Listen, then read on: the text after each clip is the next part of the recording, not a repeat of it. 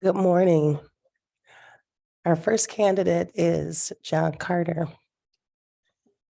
Mr. Carter, during this interview process, you have 3 minutes for each question, and this is to allow us to get through all of the questions. It should leave us with about 15 minutes remaining where we may ask you for clarification on a question that you've already answered, or you may ask us questions. At this time, we're going to introduce you to our panel. Good morning, Chief. Matt Lige, Chief of Police, City Union. Gail Walkoff, the chairperson for Police Advisory Commission. Good morning, Matt Hirschberger, Pittsfield Township Director of Public Safety. Good morning, Nicole Brown, Mayor of this beautiful city. Good morning, Marlene Radzik, Chief of Police at Saline PD. Good morning. I'm George Waddles, pastor of Second Baptist Church of Ypsilanti. Good morning. I'm Frances McMullen, City Manager, City of Ypsilanti. Lastly, Mr. Carter, I told you this is a live interview, and it's airing on Zoom, and it's also being recorded. Okay. Okay, thank you. So we will begin. All right. John, I've got the first question. Okay, It's a two-parter. all right. All right, first part. Chief, can you briefly describe your employment history, qualifications, and how those prepared you to serve as the Ypsilanti Police Chief? And then secondly, can you tell us about your most recent position in police management, the status of the department and the community? Yes. First off, I started my law enforcement career actually in animal control way back in the 90s. And I was in Provo, Utah. I attended a law enforcement academy. Later, my wife and I, after I got married, we moved to Missouri, where I worked in corrections at the Audrain County, Missouri Sheriff's Department. And then I moved over to public safety. Can you please speak into the microphone? Is that better? Yes. Okay. So I moved over to public safety in Mexico, Missouri, still in Audrain County. We did police, fire, and medical. So it wasn't just police work. So I had to go to fire training, all that stuff. So I actually became a fire and emergency services instructor while there as well. Went from public safety officer, moved to corporal. I think it was 3 years later. A year after that, I was promoted to lieutenant. So I skipped the sergeant position. I was there, did that for 6 or 7 years roughly. Finished my master's degree, and then I looked at where the department was at that time, and they had just hired a new chief, and they had the assistant chief was my age, and so I knew that if I wanted to move up, I had to move out. So I applied and was hired in Monticello, Illinois, where we moved there in November of 2013. We're still there now. And, and the experiences that I've received at all these locations have taught me how to work with different types of people, your different groups. I shouldn't say types, but different groups, going from being patrol, then going to corporal, where you have to lead those that you worked with, and then being lieutenant, where again, you still have to, it's a different leadership position. And then also working with community groups. There's in all locations, there's different community groups. In Monticello, worked with the ministers of different congregations, business leaders. There was a group called Willow Tree Missions, and what their mission was to they raised money, and their mission was to stop domestic violence in the local area. And they actually were spreading out to other areas. And I actually was on that board for I still am on the board, but I was 3 years as chairman of the board or president of the board. And then when my term was up, I stayed on as secretary. And when I got to Monticello, we were shorthanded. There wasn't all the officers that were needed there. It is a smaller agency, and unfortunately, in smaller agencies, there's stepping stones. People use it as a stepping stone. So they're like, okay, is that it?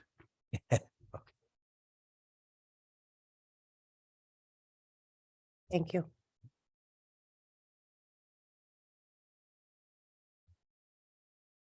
The next question is, thank you very much, Matt. The next question is, what is your philosophy regarding community engagement and keeping residents informed regarding critical issues related to the community? And with that, just so you know, we would like to provide examples and how you develop and maintain a good relationship between citizens and law enforcement. Honestly, having the community on your side is key. Law enforcement doesn't work unless you have the help of the citizens. They're the ones that give you your authority to act. Because if they don't want it, then it all changes. And so it all has to come from the community. So you have to be engaged with the community. And the officers have to be engaged in the community. There's some things that I've done in Monticello. I started an organization and it ended up being 501c3 after a few years it was called Shop with a Cop.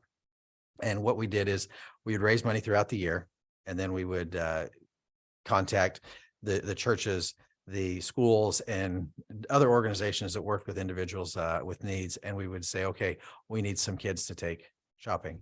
And they'd give us names. We also knew that because it wasn't just for kids that were in need of money, financial help for Christmas.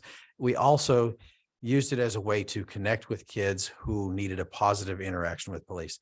As those in law enforcement know, and even your other individuals would know, that a lot of times we're going into people's homes and it's not for the best of reasons.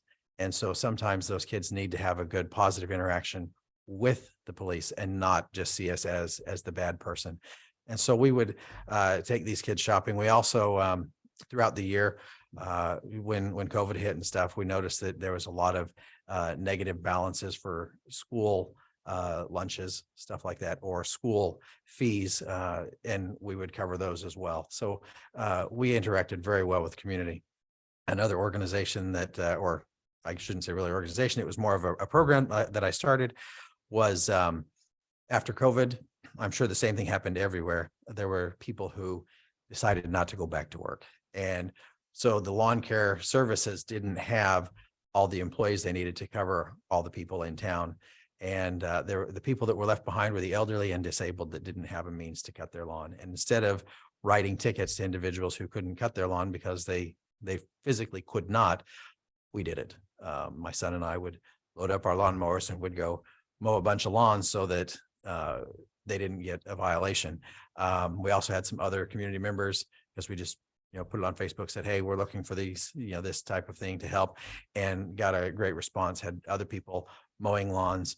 And in a way, it kind of connected the older generation with the young generation, because it was parents would say, you know what, my kid's not sitting on his rear end all summer long. He's going to get out and do something. So they'd sign their kid up to go help mow a lawn.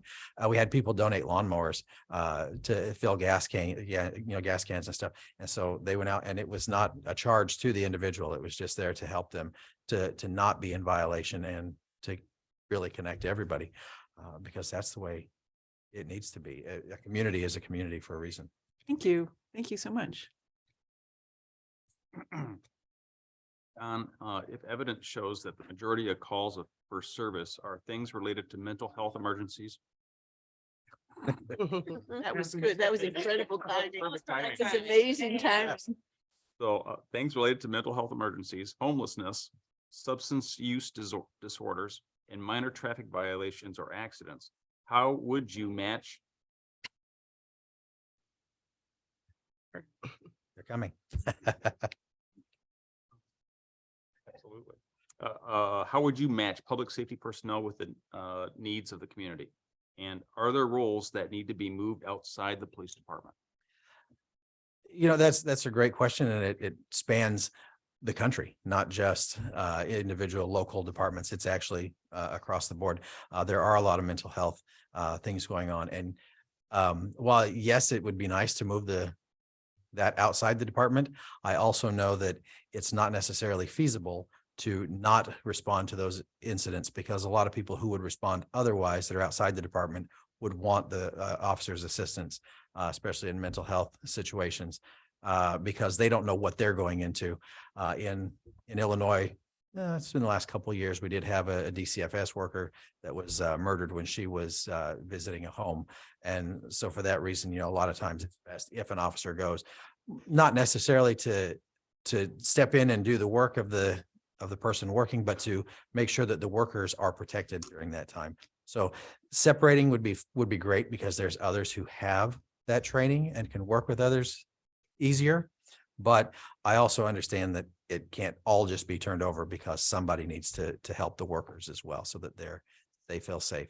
And there should be some specialized training for officers, mental health awareness, so that when they're dealing with individuals, they know that, okay, these clues are telling me that there is something going on mentally, because things get out of hand quick. I have a son that has autism, and he doesn't communicate like everybody else. And so if you ask a question and he doesn't respond quick and you get upset and you start doing things, it's not going to help anybody. You have to wait for the answer, because it does take some people longer to come up with the answer or to know what they're trying to say. It's not that they're making up a story.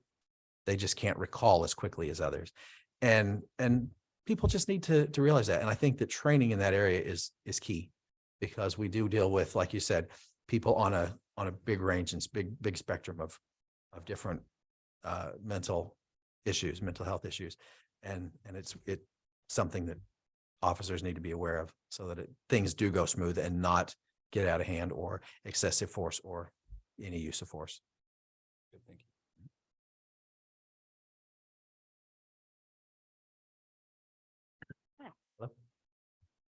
So, how much do you know about the histories and cultures of the Ypsilanti communities in terms of African American, immigrant, queer, different generations? And also, please share what you know and how that now play a role in your administration of the department. Okay. What I know is limited. I mean, whatever's found on the internet. I know that it is a diverse community, which I think is great. You've got to have people of different backgrounds. I mean, if all of us thought the same way, what's the point? It would be kind of a dull life. Would somebody say, "Oh, let's do this," okay, and everybody'd follow. But you've got to have different perspectives to have a great community. And I think that's what you have here is you've got, like you said, you got the diversity, and you've got to have all these individuals to make your community what it is. It can't be great on one side. It has to be great all sides. The rising, the generation coming up, there's even challenges there with, I've got kids. I know there's challenges with kids as they grow up. And I think it's a great thing to have the diversity. One thing I was told when I got to Monticello and I found out, it wasn't true.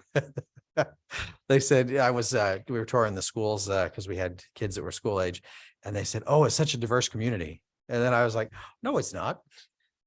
And then I came to realize that diversity doesn't just mean race. Diversity means more things. Diversities are different backgrounds, economic status, social status, stuff like that. And so for me, I learned that diversity is more than just race. And that was a great thing for me. And it's a great thing for any community to have diversity and not just, say, "Oh, well, race is diversity." It's not. I mean, it is part of it, but it's not all of it. And I think that having that diverse community is key, because everybody makes a piece of the puzzle. Thank you. Next question. Are you open to having an outside consultant evaluate the department with respect to racial profiling and cultural competence? If so, are you willing to follow the recommendations from the consultant after findings are made? Absolutely. Like I said, you've got to have others that can see it from a different perspective. I see things from one perspective, you see things from another. So having somebody come in and saying, this is what we see. We need some more training in this area.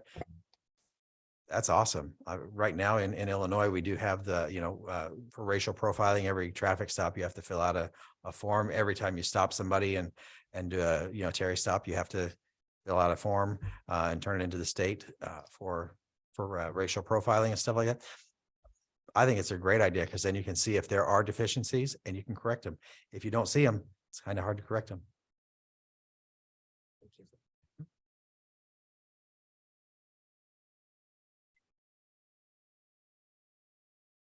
Please describe a major accomplishment that you were directly involved with in your current, most recent position. Um, let's see, accomplishment. I would think that, and it's not like huge, but it is. It was huge for the town, I should say. It seems from here, and maybe from this standpoint, it wouldn't be that big of a deal, but, I had the opportunity to hire the first African-American employee for the city of Monticello. It was something that had never been done. They had some, it's an old town, so they had some old laws that everybody thought were still on the books that weren't. And I went through and I went through the candidates, did the backgrounds. He had a great background. He had never been in law enforcement before, but wanted to be. And I said, let's do it. And so hired him. And he's still going strong. So I think that's a great accomplishment because like I said, it wasn't just the first officer that was African-American. It was the first employee of the city. It just kind of opened the door for others to say, hey, let's go into Monticello.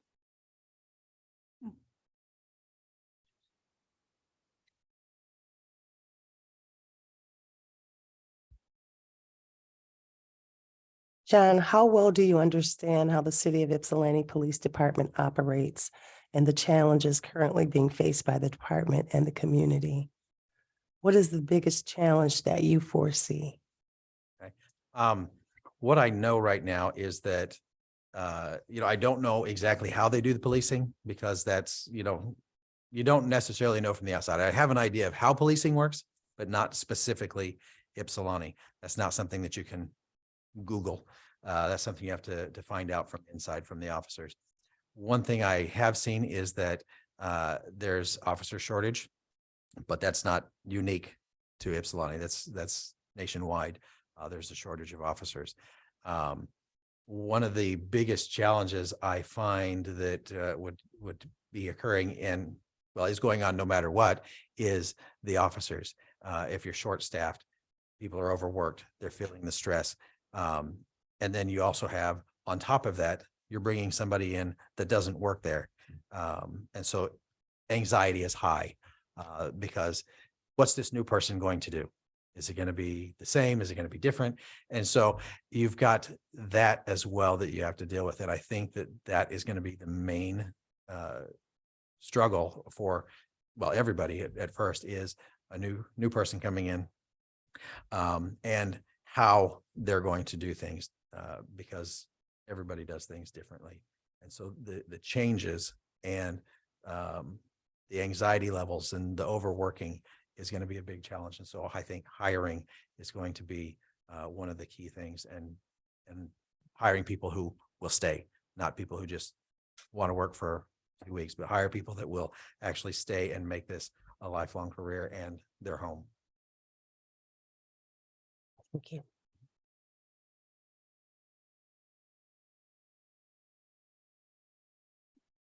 Okay, back over to my side of the room. Different people respond to information in different ways. Can you describe a situation that required you to communicate with a diverse group? How were they diverse? And how did you adapt the information to the needs of the individuals? Okay. I had this was in Missouri, and it started out coming in as a complaint, but it became a teaching moment, if you will. Mexico, Missouri is more diverse than Monticello, and we had a large community of different races, Asian, African American, stuff like that. So one day we had a call after school. A child did not show up from school. They were missing, and the parents called worried about this child. Absolutely, I would be too. And so we went out to look for this young man, and of course they give us his name, his race, his age, so we know who we're looking for. And I had a mother call in and she was upset that the officers were asking, she goes, the officers are only asking the black kids what their names are. That's just wrong. And I said, I understand where you're coming from. I said, here's what we do have. And so I gave her the situation. I said, this is the information we're giving. I said, so honestly, to ask the other kids, Asian kids, white kids, anything like that, what their name was, could have been done differently by the officer. I'm not going to argue that, but I said, but it also is not going to find the person that we're looking for. I said, because we know if they're not this person, and, we didn't have a picture of them to go around and take a look. So just being open and honest about that situation, saying this is why they're asking, these kids versus these kids, what their name is, because no one's in trouble. We're just missing a child. She was very understanding, and she said, oh, well, who is it? Maybe we can help find him. And so, I gave her the name, and she's like, I know that kid. So it wasn't much longer after that he was found and returned home. But I think just being open with what the situation is, explaining it. And honestly, it gave me a teaching moment for the officer as well, to say, okay, let's be, a little bit more diplomatic about the way we approach things. Then there's a lot of better ways to approach a lot of situations than just rushing right in and saying, we got to find this kid. We got to explain why.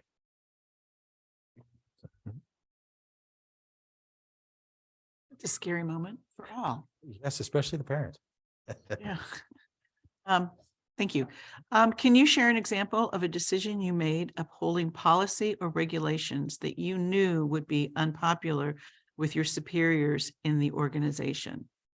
And then describe the decision you had to make and what you had to do to prepare for any fallout. Can I clarify? You said by polling policy? Is that what you said? A decision you made by upholding. Oh, upholding. I'm sorry, it's on me. My apologies. Okay. Upholding policy and regulations that you knew would be unpopular with your superiors in the organization. The second part of that is describe the decision you had to make and what you had to do to prepare for any fallout. Okay.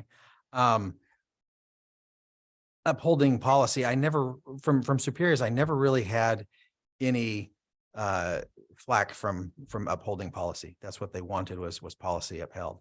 I did have one instance though where of course everybody doesn't feel the same way about diversity, and that's unfortunate, but it has to go back with hiring the first African-American individual.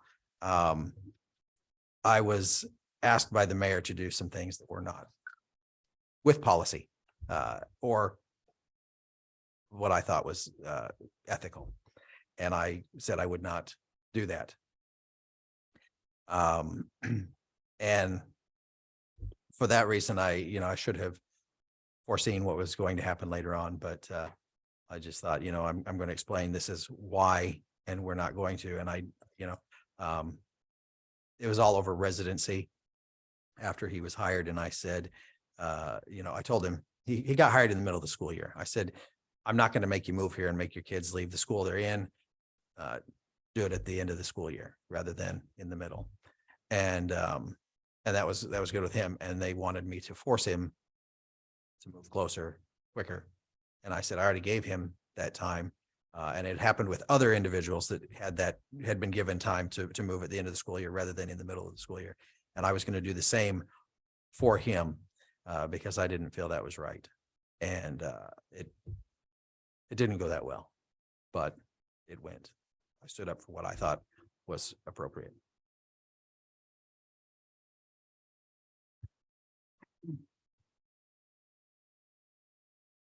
John, please describe a time when you failed in a leadership role and the lesson you learned. And did you implement changes? Let's see. And there's always time for change. I would think that, there's been times that, maybe I haven't been quick to recognize accomplishments of officers. I recognize them, but maybe don't publicize the accomplishments. And I try to notice it, but you can't notice everything all the time. But when I find out that I have not, we did make some changes. I actually worked with the sheriff's office and the ambulance district afterwards, and we formed a group that way you're not recognizing just one individual. You can recognize a group as well when they're involved that span across different organizations. And we came up with a way to recognize officers, ambulance crew, deputies, firefighters that were involved in extraordinary efforts, one for life-saving or any other type of extraordinary effort that they put in towards their career. And that did help. It kind of boosts people when they're recognized for what they've done in a good way. And so I think doing that has helped. Like I said, it's not a big thing, but it is to the individual at the time. Thank you.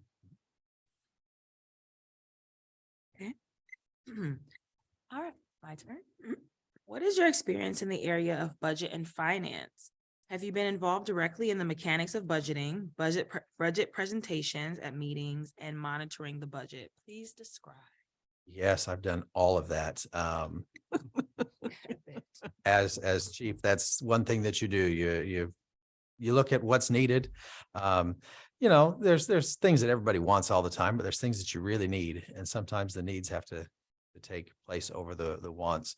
The way I've looked at the budget and budgeting and overseeing it as well is, one, I know it's not my money, but number two, I also know it is my money because I'm a citizen, I'm a taxpayer. So I know that that's my money.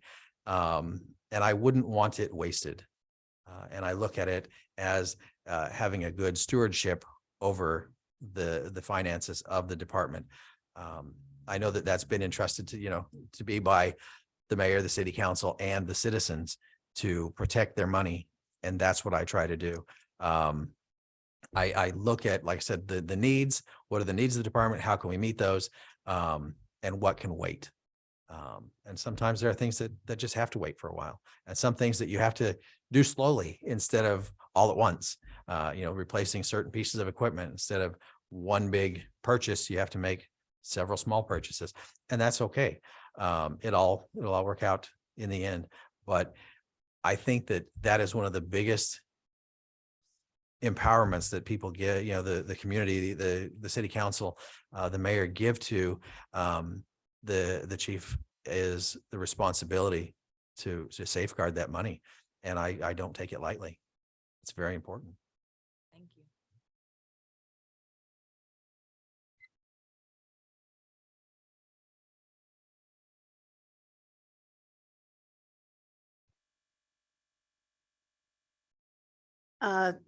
John, please describe your experience in the areas stated below. What is the extent of your experience, and did it cover the following? Intergovernmental relations, police, community advisory boards, and diversity, equity, and inclusion. Okay. Yes, I've been on some advisory boards. I was on it's the Emergency Telecommunication Systems Board for the county. I was also working with EMA, worked with, like I said, Willow Tree or Missions, an organization for domestic violence. And I worked well with the sheriff in the county, as well as with the fire department, both the one for the city and the one for it's the fire protection district, which was outside of town.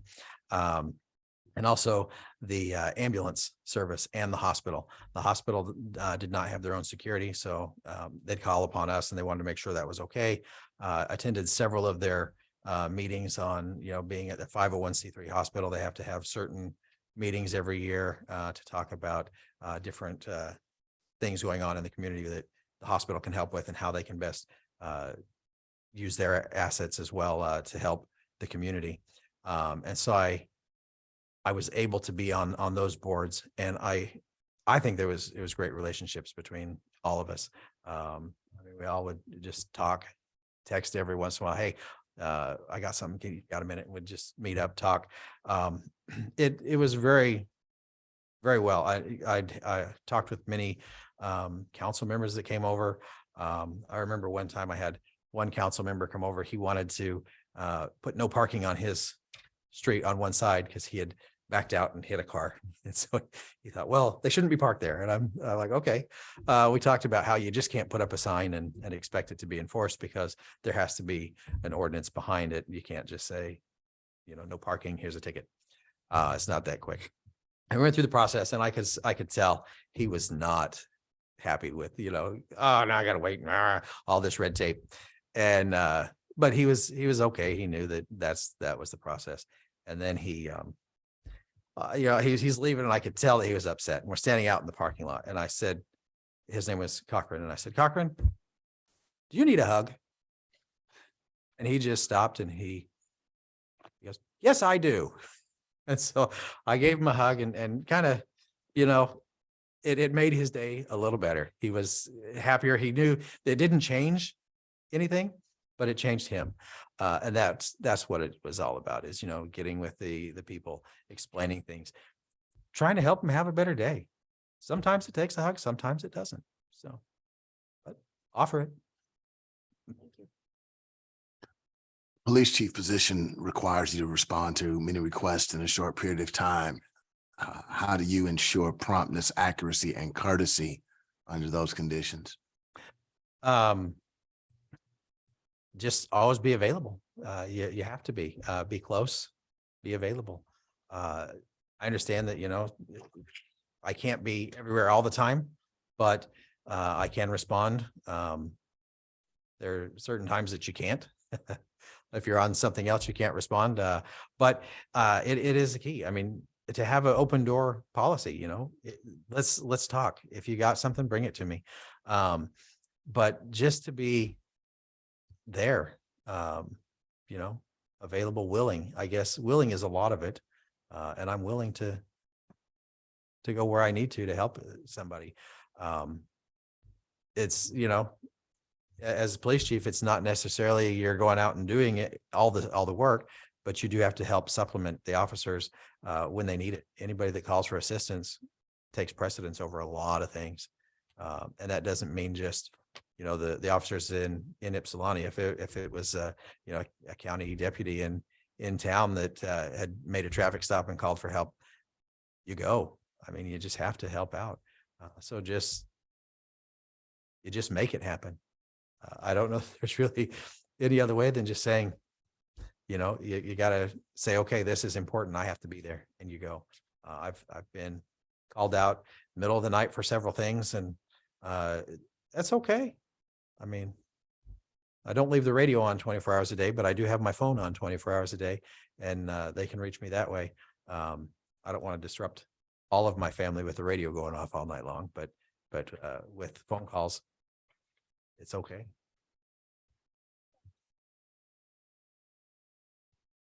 Okay.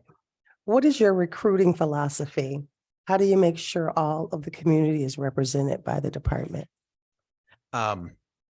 What I would, if I were the chief here, what I would do is I would make connections with different organizations. There are different officer organizations that are out there, Asian officers, Black officers, female officers, and make contact with those organizations. They've got a lot of resources that I don't. They know how to recruit for different people. And I think that would be one thing, is make a good connection with those individuals or those organizations and individuals in the organization. And just know that, you've got to have diversity. I mean, some of the best officers are female officers, because when you have a victim of a domestic violence or somebody that was raped, they really don't want to open up to a man.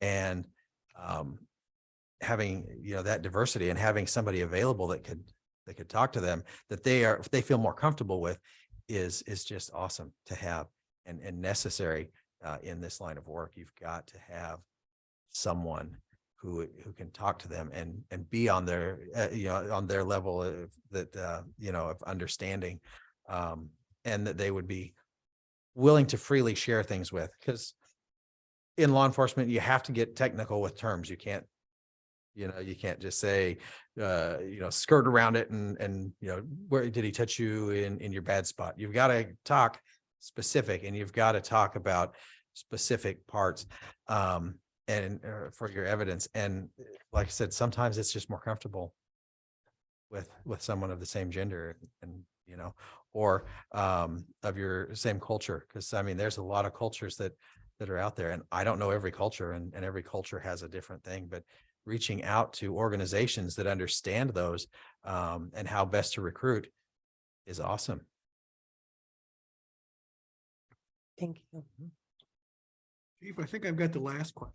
Okay, Ready? let's make it a good one. Okay, here we go. What is your view on equity versus equality in your role in law enforcement? Okay.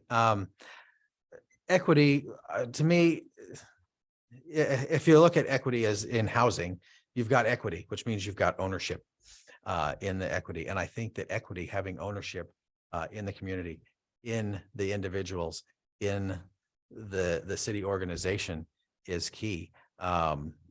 It's not equality, it's equity, but everybody has that. Everybody, or should have, equity that lives here. They've got stock in the city. It means something to them. They're putting their trust into the people that are elected. And I think that, to me, that's what equity is ownership of your city. This is what we do, and this is what I love about the city, and this and this and this, versus just, I live here. There's a difference. And to me, it also goes into your community service. What I tell my kids, and I repeat it a lot. If you ask them, they'd tell you, well, my daughter would. My son, he'd probably just go over his head, but I tell him it means more to be a good member of a community than not getting in trouble. It means when you see a need, you take care of the need. You become invested in your community. And that's important and a key aspect of policing as well. You don't just live here. You don't just work here. You buy into it. You become part of it. And that's what equity means to me.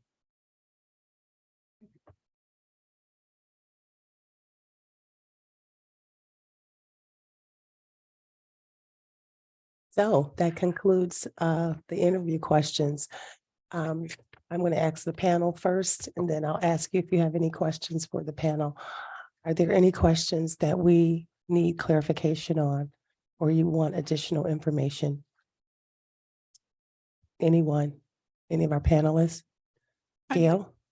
Thank you. I'd like to follow up. You explained equity and how it fits into equity. Then how would you connect that with the buying into your community and having stock within the city or the community with equality? With equality, everybody has the same, should have the same equality in doing that across the board. Equality also means, in a different aspect, is if you're doing the same thing, you should get the same thing for equality. Same position, if same officer position, no matter who you are, you should have that same equality. You should have the same rights, equality as the other individual. And that's very important to have that equality as well, so that everybody, no matter what your race, religion, anything is, you are a member of the community. You should be equal with every other member of this community, not a different status because you're a different person. Everybody equally in equality. Thank you. Appreciate that. I'd like to ask one follow-up question. Why Ypsilanti? I like the big town.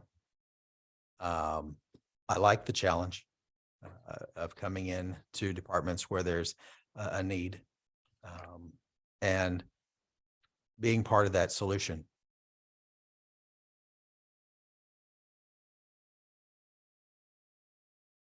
Okay, thank you. Now, Mr. Carter, do you have any questions for us? Ew. Okay, let's go. And some may know, some may not. What is the community's thoughts and feelings on law enforcement? I would say, when you use the word enforcement, it has a negative connotation. So I'm looking at law enforcement with a different view. I'm looking at it as engagement. You alluded to the fact that police don't always want to be viewed as the bad guy. So when I look at law enforcement here in Ypsilanti, I'm looking at it now in more terms of community engagement. Wow, that will help us to be able to keep the laws because we're all engaged, we're all educated, so that, we're not just the ones that are trying to catch wrong, but we're actually out there doing so much right, and we're pouring in the positive things first. So that's my view of law enforcement, and that's the visual, or that's the goal, so that we do get compliance and not forced compliance. So anyone else? I like that term. I'm gonna write that down when I leave. I would add that I think our community is looking for innovation, and openness to change, and the ability to partner, right? So that those who are, working with community engagement, because I think, Francis, that's really what we're talking about here, a department that is engaged in community, can see that those who are working, right, in policing are actually connected to this community and want more for the community than to enforce. Okay, great. I Uh, like that too. I think I'd add to that people do want a safe community. But how we achieve that safety is critical. I hear all the time in my role that people want to feel safe in their homes, but they don't want to feel like they live in a military zone. So that's kind of the delicate balance there of knowing when to use what to get the job done, but still have that community spirit where we're part of the community. We're not riding in on the community. I think that's one of the key differences in this area is that law enforcement needs to be part of the community and viewed as we live here, we work here, we play here, we pray here, not just somebody that came in to do a job. Okay. I like that too. Thank you. Last little piece. All right. I work for the university, and having a collaborative relationship between the city and the university is a key to the success of this whole area. Region, yeah. For sure. And one of the things that's important to me in the role of the chief of police is that we are connecting, not just you and I, but our agencies are connecting, and our agencies are constantly working to connect with not only my community, but the Ypsilanti community, because there's such an overlap. Yep. Oh, yeah. That is a reoccurring thing for me. It was before I got here, and I'm very passionate. I would concur. That is very important. And with all the partners around. So. Another question. Yes, go right ahead. I want to make sure everybody has a chance to answer if they want to answer that. Did anyone else want to answer that question before we get a second? All right, go ahead. Second question is, I've noticed that there's been a lot of officers leave, and I don't know that everything can be answered correctly or not, but is there a reason officers have been leaving? I think there were 5 that left fairly quickly. And and it's not, it's not to get dirt, it's to try to get a plan. Absolutely. Because you can't plan if you don't have answers. Right, absolutely. So I believe we've seen this national trend just across the nation, and even in particular in our city in Michigan. in our county. I guess you could see a lot of police openings when you look.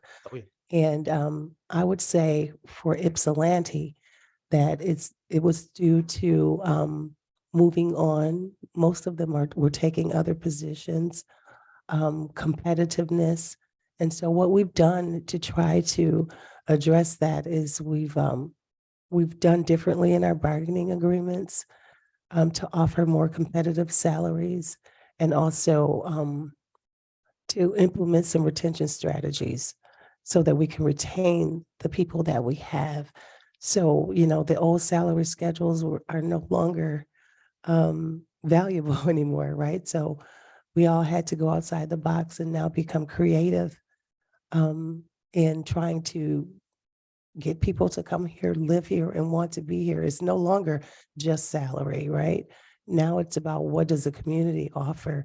What kind of growth experiences do we offer? So I believe all of those things played a part in it. Most of the people that left for another agency and for a higher salary. And plus overtime, we have shortages a lot. So we're trying to deal with burnout and things of that nature. So some of them went on to bigger departments that had more officers. If I may add, thank you for asking that question, because just last night at YPAC, we were discussing this and we were hearing from some of the officers about the retention, and what we heard was very much of what Francis said, but to add on to that is people are being trained here. They're getting great training in Ypsilanti. So, and then other local areas are handpicking the officers that they want. They can offer enough money for people to move.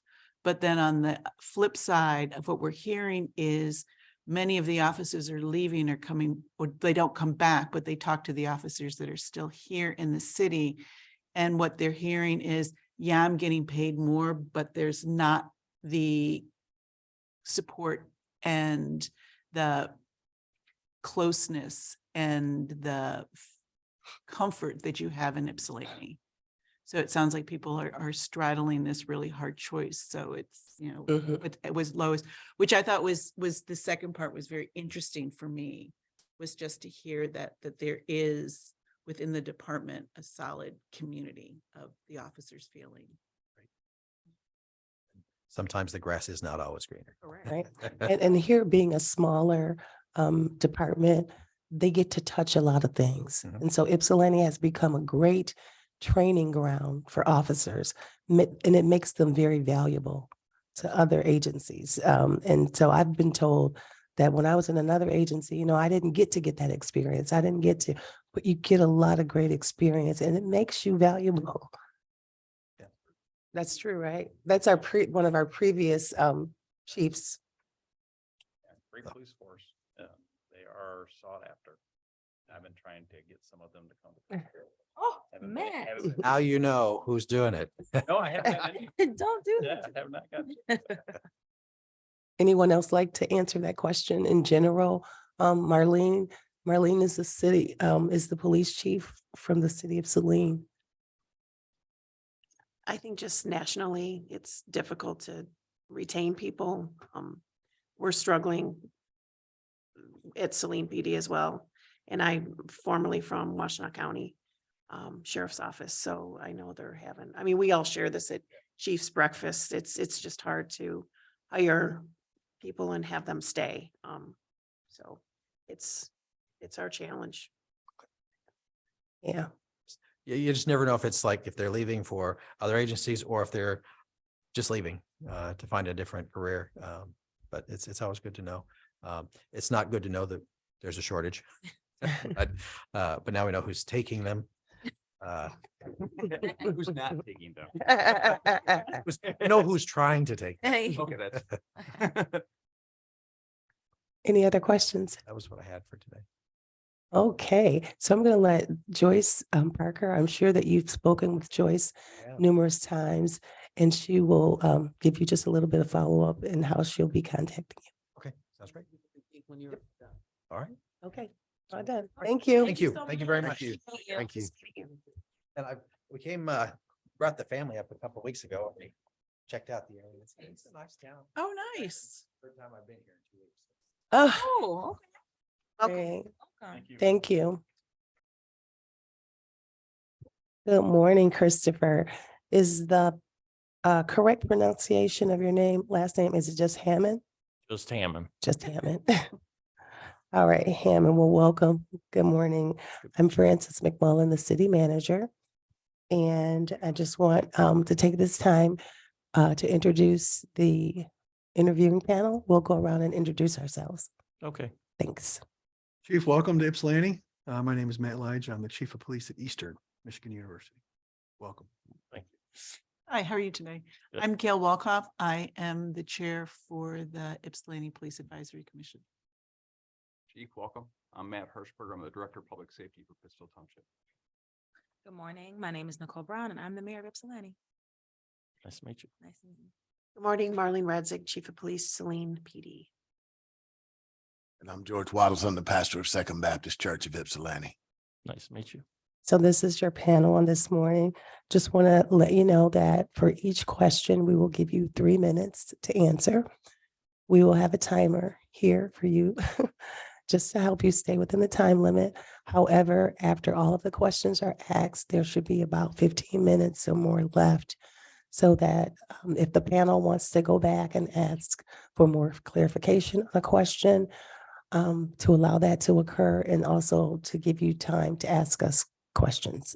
Okay. Sounds good. A couple more things is just want to let you know that this is a live interview and that it's airing on Zoom and it's also being recorded. Okay. Okay, thank you. We will begin. Okay, first question's over here, Chief. All right, can you briefly describe your employment history, qualifications, and how that prepared you to serve as the Ypsilanti Police Chief? And then second part, can you tell us about your current position in police management, the status of your department and the community? So I have a master's degree in criminal justice administration from Columbia College. Been in law enforcement 12 years. 9 of those years I've been a chief of police for 3 departments in Missouri. They've gone from smaller to bigger. Also served 16 years as a volunteer fireman with Cole County's fire district, and also have managed a service company over 5 states with 17 employees, and then was a manager in the U.S. Army. So as the second part, could you repeat the last part of the question? Sure. Sorry. Can you tell us about your current position in police management, the status of your department and the community? Okay, so the city of New Haven is about 2,500 people. And I, One moment. Yeah. We have to stop for 1 second. Sure. You know, prosecutors know. Indict, bitch.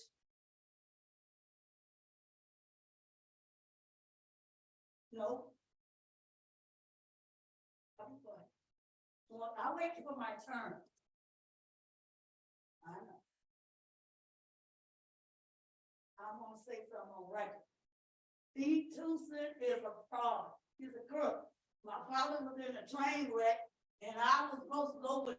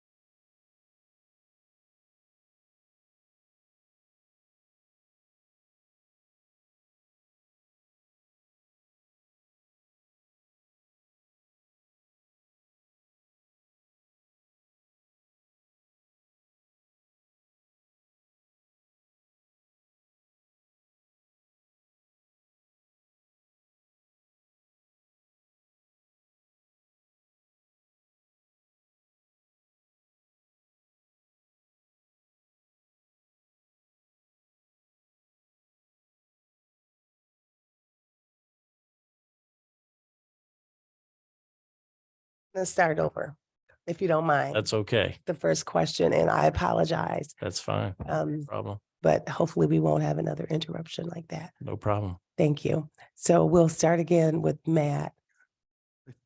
You want the first half or the second half? Where- Do all of it. Yeah. Start over. You just start from the First? beginning. I've Yes. got the question. If you want me to start with my answer, I can start over with my answer. Go right ahead. 'Cause I remember the second half now, Okay, sounds good. whenever you're ready. Okay, ready.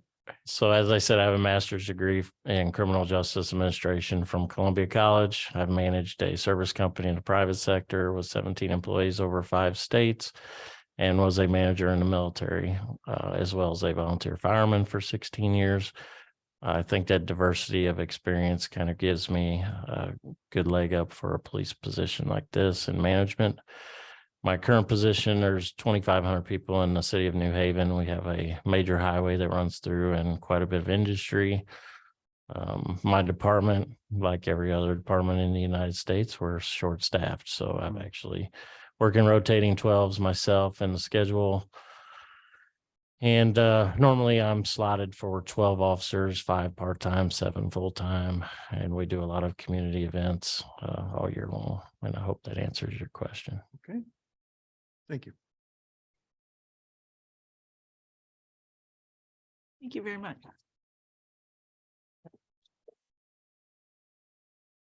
Good question to be asking right about now. What is your philosophy regarding community engagement and keeping residents informed regarding critical issues related to the community? Would you provide examples? And how do you develop and maintain a good relationship between citizens and law enforcement? Do I wait for the timer? Okay. No, I start when you talk. Oh, I'm ready. As far as citizen engagement and community, I believe that's very important. Transparency means a lot to me. If we have an incident in town, which there's been many, I try to get it on Facebook right away to kind of keep the citizens informed, keep those phone calls limited to administrative staff. And then as we can complete that incident, summarize it and put as much information as we can without giving a problem with the investigation. My officers go to all the community events in the city that we have. Currently, we had 2 officers shot in the next town over. One was killed, one was injured. The one that was injured worked for me for 4.5 years up until Christmas. So any fundraisers, even out of town or in the county, we're going to participate in and be a part of. I've personally joined the Elks, Legion, Chamber of Commerce. That way I can engage those citizens in those groups, as well as about once a month, we go to the senior groups and eat lunch with them, the school as well, eat lunch with the kids. And with the senior groups, we inform them of fraud and things like that. We try to bring a different topic every month. So I think it's important to get those community voices as part of the police department and engage them.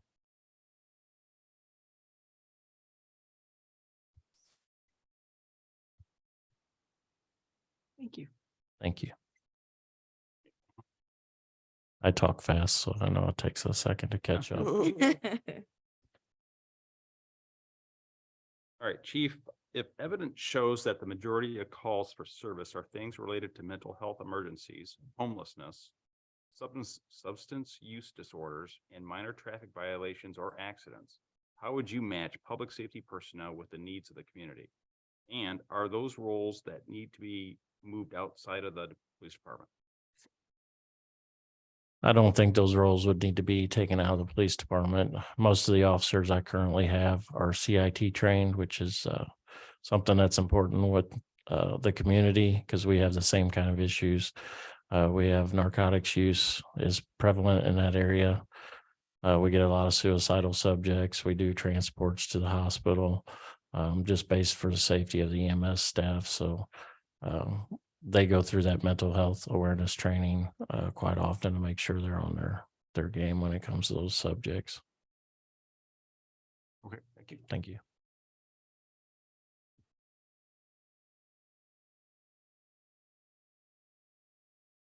All right, Chief. How much do you know about the histories and cultures of the Ypsilanti communities in terms of African-American, immigrant, queer, or different generations? And part 2, Please share what you know and how that knowledge will play a role in your administration of the department.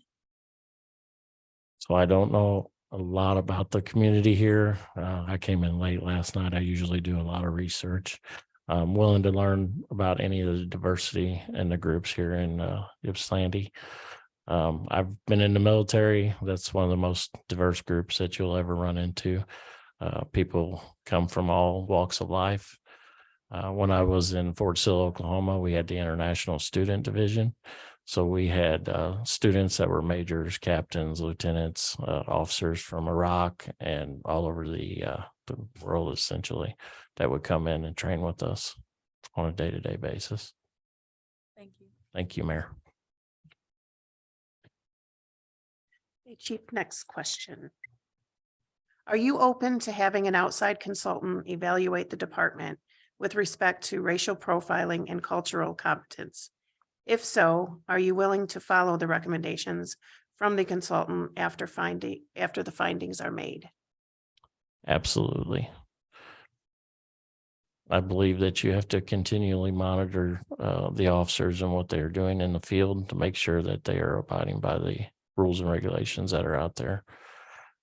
In this country, the tide has turned. Obviously, if you know Missouri, you've heard of Ferguson, and there's other areas around the United States. We want to make sure that we are not racial profiling or doing anything that we shouldn't be doing.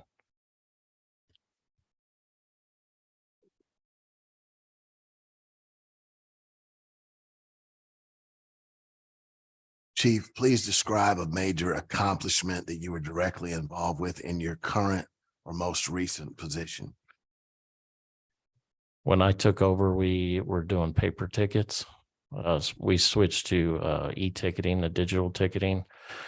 And I was able to, through the Missouri Police Chiefs Association, get a bigger department to donate all the mobile data terminals, which, if you know how much they cost, are about $4,000 a piece, plus the mount, plus everything else. So essentially, I saved the city quite a bit of money, was able to put those into use. That saved time with our city attorney. And we switched software so we could essentially write a ticket roadside. It'd be approved by me, go to the prosecutor who could digitally approve it, and then straight to the court system. So a lot of money, time was saved. Officers were not hanging out at the PD anymore. So they were sitting roadside. They could do all their continuing ed on their computer as well as everything else.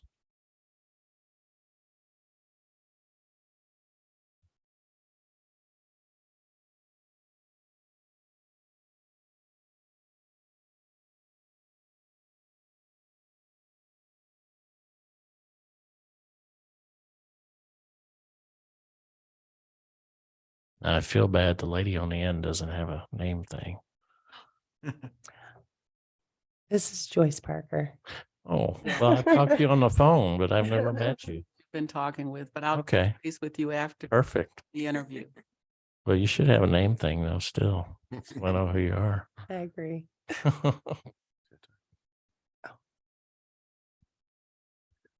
How well do you understand how the City of Ypsilanti Police Department operates and the challenges currently being faced by the department and the community? What is the biggest challenge that you foresee?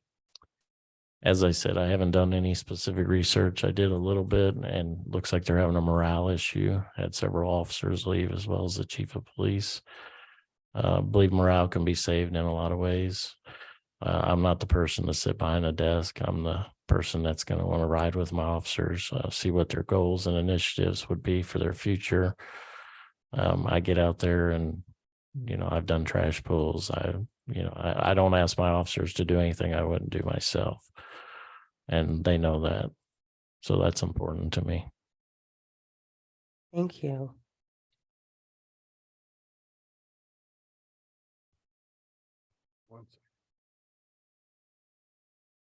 Okay, Chief, back over here. Different people respond to information in different ways. Describe a situation that required you to communicate with a diverse group. How were they diverse? And how did you adapt the information to the needs of the individuals?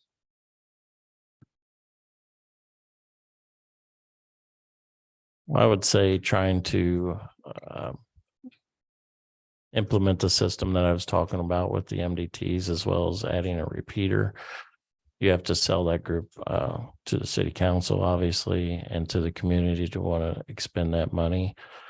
So I brought in our vendor to help assist with giving that information out, because I'm not a super technical person, and made sure that they understood what we were wanting to do to move that situation forward.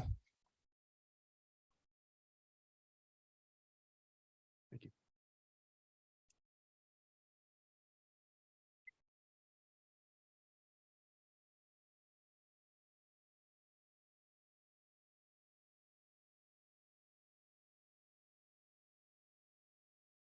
Thank you.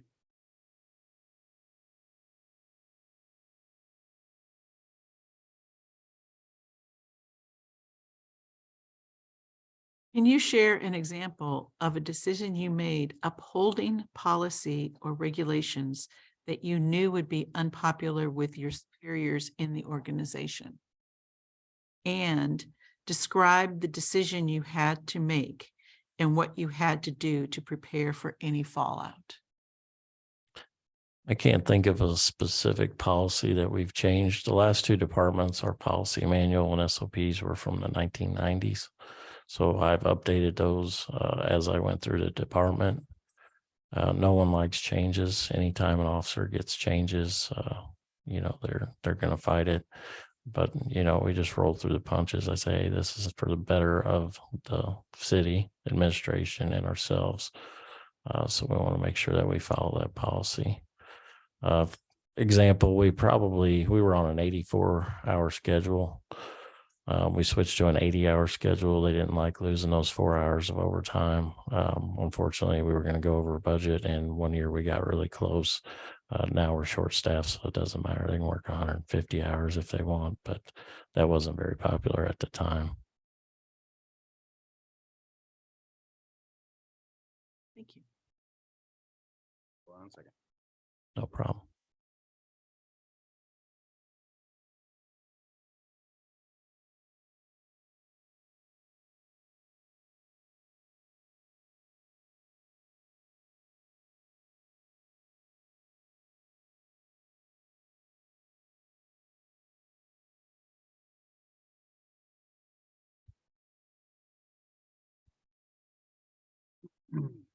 Chief, describe a time when you failed in a leadership role and the lesson that you learned, and did you implement changes? I would say coming in that first year in New Haven, I went over budget on some things.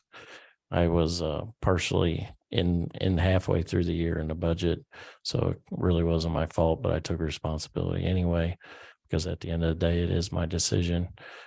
What I learned the next year, every year I've gotten better at budgeting. So I've just taken more time to do a little more research on the things needed and what the costs are going to end up being ultimately.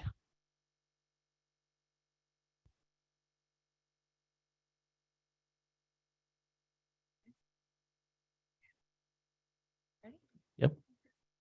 All right, Chief. What is your experience in the area of budget and finance? You've already been talking about that a little bit. Have you been involved directly in the mechanics of budgeting, the budget presentations at meetings, and monitoring the budget? And can you further describe? So the last three departments, I've done the budgeting every year. And we're directly involved with city administrator through that process. We also have a work session with the city aldermen, usually about half of them, to go through those decisions and things that are needed and be able to get those approved in the budget. So I'm quite hands-on with that. And I monitor it. I pull a budget worksheet every month, just to kind of see where I'm at. And then see what kind of needs we can put off or what we need to get done before the end of the budget year. I will say I also have cut our budget the last couple of years on the operating side, with some things we didn't need.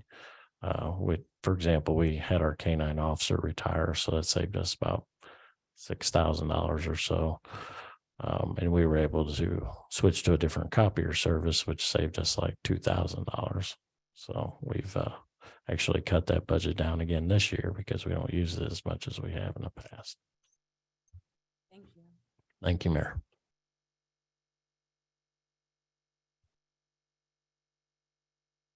Okay, Chief, next question. Please describe your experience in the areas stated below. What is the extent of your experience and did it cover the following? Intergovernmental relations, police community advisory boards, and diversity, equity, and inclusion.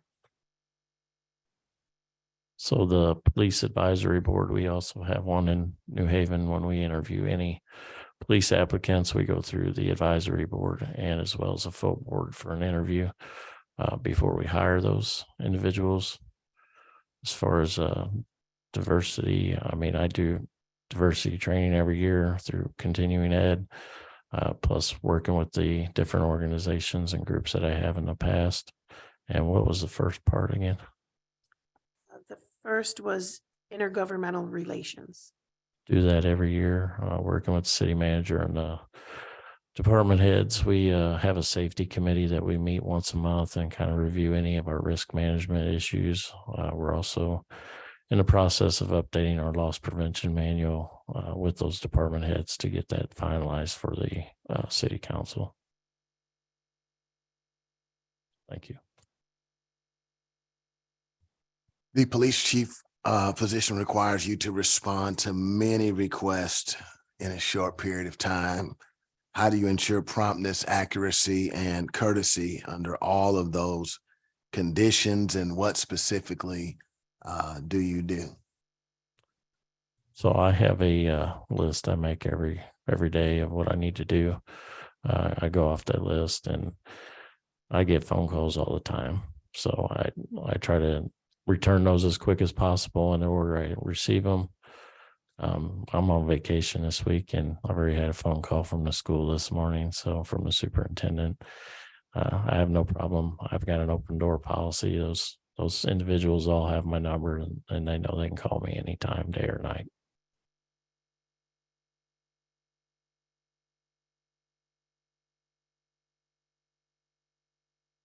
Thank you. Thank you. What is your recruiting philosophy and how do you make sure all of the community is represented by the department? That's a difficult one right now because we used to be able to draw out of a pool of people. It's more like a puddle now, and every department is hiring. So we try social media. We've tried newspaper. We've tried advertising through the Police Chief Association, the Sheriff's Association, Missouri Public Safety. We also go to those academies. We talk to those students and try to and entice them to come to the department. I think if you have a professional department, you will also attract those applicants as well. To be honest, I've had more luck with word of mouth in my department with officers that, hey, maybe they know somebody or, have a family member that knows somebody. And I'm able to bring those officers in on that side as well. Thank you. Last question this side of the room. Ready? Okay. Yes, sir. Okay, here we go. Second to last question. Thank you. What is your view on equity versus equality in the role of law enforcement? Well, I think the community has equity in the police department and in law enforcement, and equality. You have to treat everyone the same. My philosophy is, everyone's got the same chance until they do something wrong. And even then, I've been beat up. I'll get up and shake their hand. That's just how I am. And people know that. I'm good with people. I'm a people person. Thank you. Thank you, sir. Then your last question is, why Ypsilanti? So I had a 5-year plan. That 5-year plan has been crushed and moved on. I lost my father a few years ago. So I don't have as many ties to Missouri as I once did. I was wanting to relocate closer to home, but since I don't have anyone there but my kids can come with me. And I've always liked the northern area. It's beautiful up here. I've applied in Wisconsin, Minnesota, Michigan. This was one of the departments that kind of went to the forefront to be an application. Thank you. Okay, that concludes the questions from the panel. At this time, we will have question and answer. First, we will go to the panelists to see if there's any question that they need clarification on that may have already been asked. And then we'll turn it over to you to see if you have any questions for us. Is that okay? Yes, ma'am. Thank you. Panelists, anyone have any questions that they need clarified? I'm an open book. You can ask me anything. Okay, looks like there are no clarification questions. Do you have any questions for us? I do not. I wish I could have come in last night when it wasn't dark, but time change always messes me up when I traveled from Iowa yesterday. So I drove across 4 states when I got here. Oh, wow. So yeah, it was a long day, and I take a couple of power naps. I took a 25-minute nap in one state and a 25-minute nap in another, and drank 3 Red Bulls. But Oh, wow. How long of a drive is? from Iowa, it was about, well, I started at 8 o'clock in the morning, and of course there was snow and ice there overnight because it was beautiful the day before, and then it snowed, and it was about 3 or 4 inches on the ground, and I don't know what happened, but then I waited behind a wreck for about 45 minutes to get on the highway because I didn't know where I was going anyway. And then started heading this way, and it got warmer actually. It's like it started coming this way. It was 23 there, and it was like 47, 48 when I got to Michigan. So it was nice. I was gonna say, that's not always the case. Yeah, Right, lucky, right. lucky, lucky they're there. Well, if you ever visit Missouri, I mean, you can have 3 seasons in one day. Yeah. And I've been on the lake whenever it's beautiful on one side and you go the other and it's snowing. So, I mean, it happens. Well, thank you very much for your time here. This is Joyce Parker, the one without the name tag that you've been talking with. She's going to meet you on the other side of the door to give you further instructions. Thank you. Thank you. for Enjoy all your time here. Appreciate it. Thank you. Thanks. Okay, good morning. Our next candidate is Kirk Moore. Good morning, Mr. Moore. Good morning. First of all, I will let us go around and introduce ourselves. This is our interview panel for today. Good morning, Captain, officially. Matt Lige, Chief of Police at EMU. Welcome you. Thank you. I am Gail Walkoff. I am the Chair of the Police Advisory Commission. Here in the- Okay. Pleasure. Captain Matt Hirschberger, Director of Public Safety, Pittsfield Township. Good morning, Nicole Brown, Mayor of Ypsilanti. Morning. Good morning, Marlene Radzik, Chief of Police, Saline Police Department. I'm George Waddles, pastor of Second Baptist Church, Ypsilanti. Okay. Okay, Mr. Carter, just a few housekeeping things. Just want to let you know that this is a live interview and that it's airing on Zoom at this moment, and it's also being recorded. Also, you have 3 minutes to answer each question. We do have a timer here. Okay. If we go through all of the questions, we should have about 15 minutes or more left over for you to ask us questions or for the panelists to ask you for clarification of maybe a question already asked. Absolutely. Okay, Perfect. Perfect. Thank you. you're welcome. Well, let's begin. Other side of the room, I'm up first. Okay. Okay, 2-part question. Yes, sir. Can you briefly describe your employment history, qualifications, and how that prepared you to serve as the Ypsilanti Police Chief? And then second part, can you tell us about your current position in police management, the status of your department and the community? Okay. Well, thank you for the question. First, I'd like to say that my entire career has prepared me for this moment today.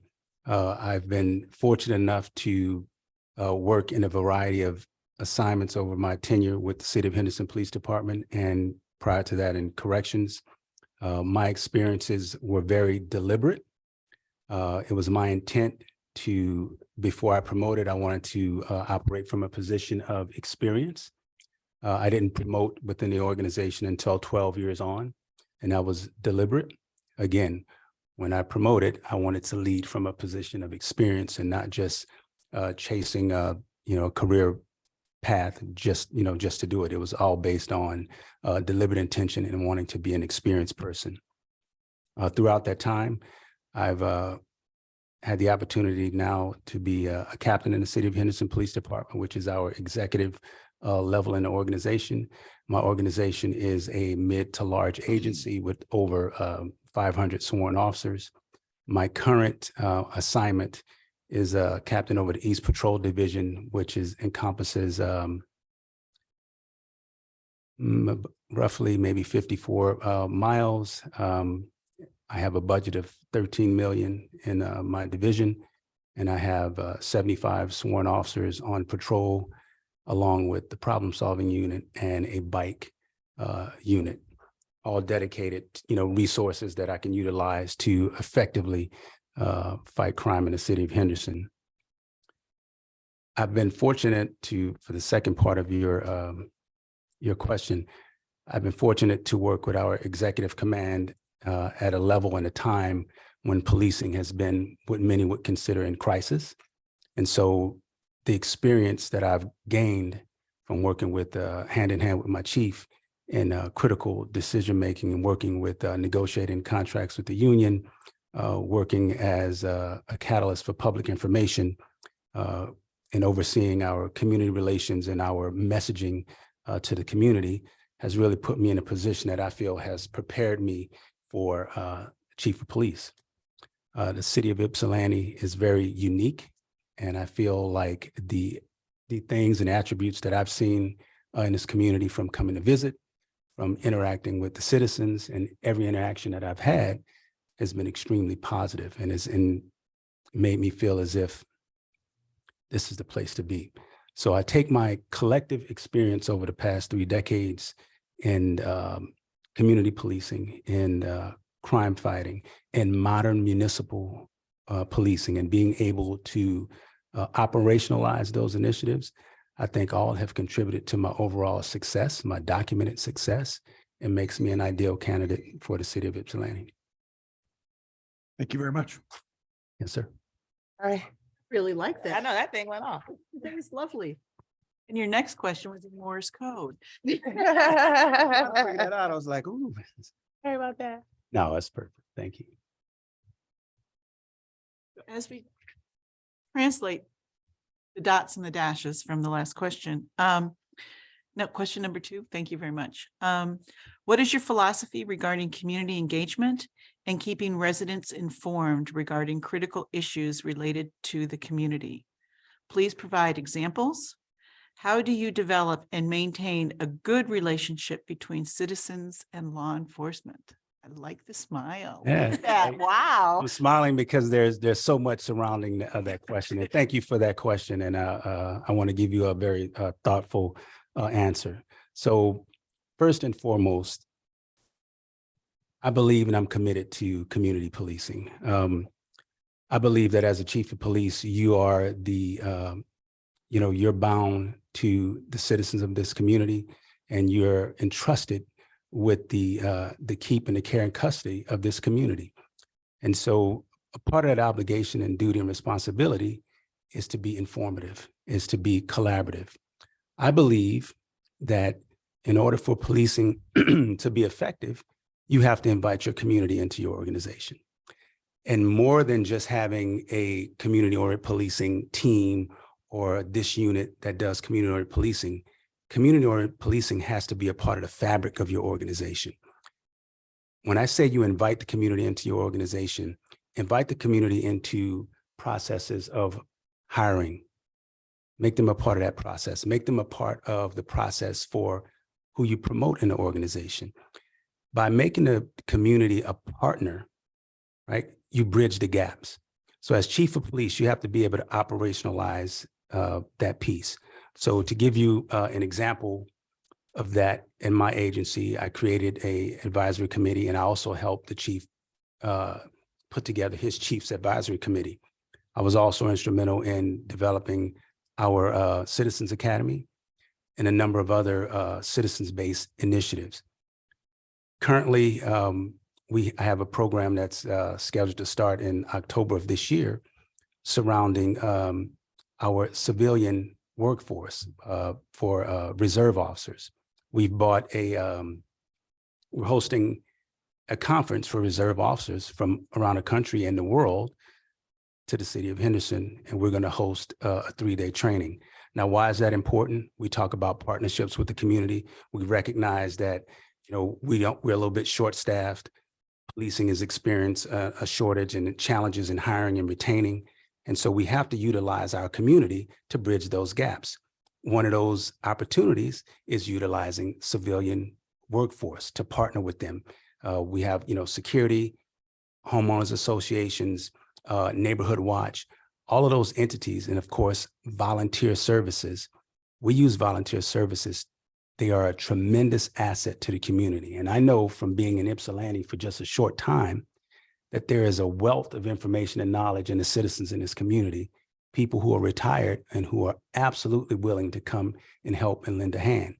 So when you have your community as a part of the solutions, you have them helping work through the problems and issues, it changes the dynamic of how you interact, on calls for service. It changes the interaction with those deposits, those community deposits. So then now your community understands what policing is about and what they're doing and how they fit into the organization.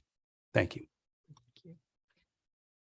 Kirk, if evidence shows that the majority of calls for service are things related to mental health emergencies, homelessness, substance use disorders, and minor traffic violations or accidents, how would you match public safety personnel with the need of the community?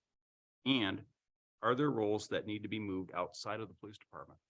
So can I have you repeat that so I make sure I get that Yeah. first order, please? If evidence shows that the majority of calls for service are things related to mental health emergencies, homelessness, substance use disorders, and minor traffic violations or accidents, how would you match public safety personnel with the need of the community? And are there roles that need to be moved outside of the police department? Thank you for that question. So the question that you asked falls in the realm of progressive policing and bringing in the community or professionals that are non-sworn to help and assist with some of the roles that police currently have. So we have to face the reality that all of the challenges and the tasks that have been placed at the doorstep of police is not necessarily everything that we should be handling. As a profession, if we want to evolve, if we want to make the community a part of our solutions, we have to consider alternative-based response. And what I mean by that is utilizing professional individuals in our community to help respond to calls for service when it's safe to do so. So that's a very important caveat. And we're talking about a co-responder program. There are grants currently in the Department of Justice. There are organizations across the country that are utilizing grant money and piloting programs that speaks directly to co-responder programs. Now I want to touch a little bit on homelessness. I'm very proud that I've taken a leadership position in my agency in terms of how we address homelessness. And I think to address homelessness, you have to work on, there's 4 critical areas. The first, affordable housing. The second, as you mentioned, substance abuse. The third, mental health. And then lastly, the non-criminalization of homelessness. Now, all of those pieces together, I have to enlist the help of the city. So it's a collaborative process. Now we're talking about our economic development. We're talking about resources, parks and recreation, our legislation. We all have to work in concert to find legitimate solutions for those problems. As it relates to resources, I believe in training. I am a training chief. I believe, and it's my intent, if I'm appointed to this position, that this agency will be a learning agency. And how that relates to your question, it's important that all of our officers are trained in CIT, critical incident training. It's important that we partner with the community to help them help us. We can't be successful at policing without that connectivity, without the community helping us. We have issues with violent crime and all of the other pieces. Unless we're working together, we'll never bridge the gap. Thank you.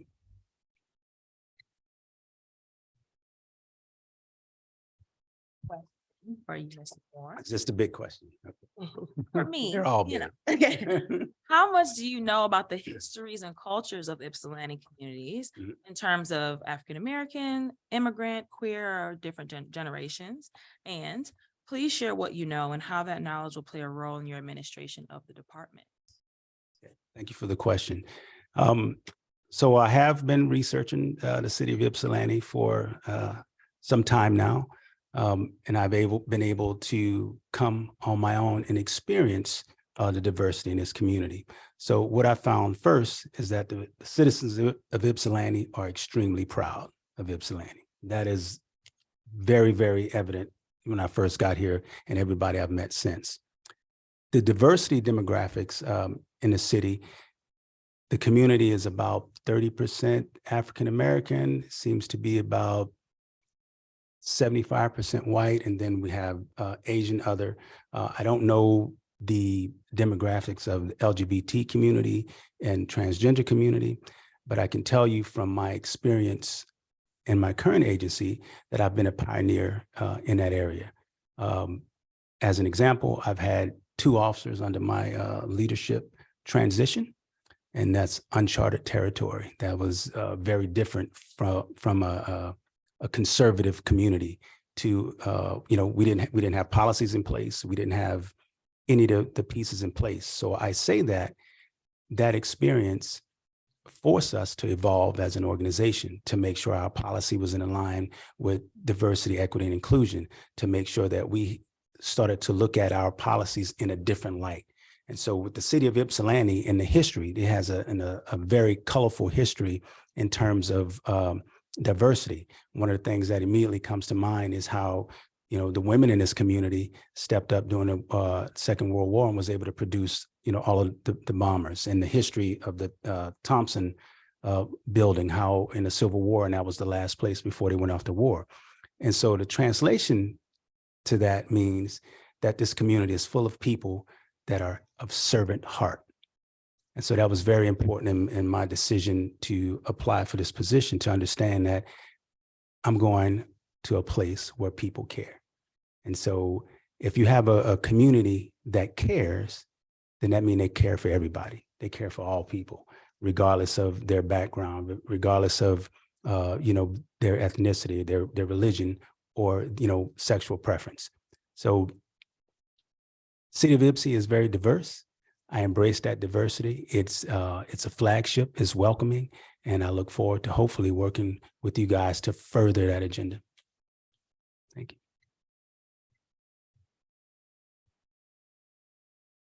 Next question. Are you open to having an outside consultant evaluate the department with respect to racial profiling and cultural competence? If so, are you willing to follow the recommendations from the consultant after findings are made? Thank you for the question. So first, I would say the simple answer, of course, is yes. I think as a outside chief, I think it's imperative that you evaluate your organization and take a look at it and look at all of the pieces that you may not want everybody else to see. You have to memorialize the organization and see exactly where you are. I have a lot of experience with working with outside consultants.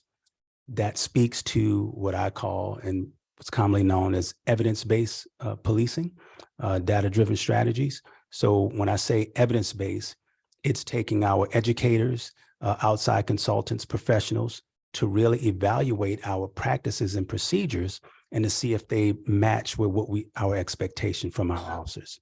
So would I embrace the organization being evaluated? Absolutely.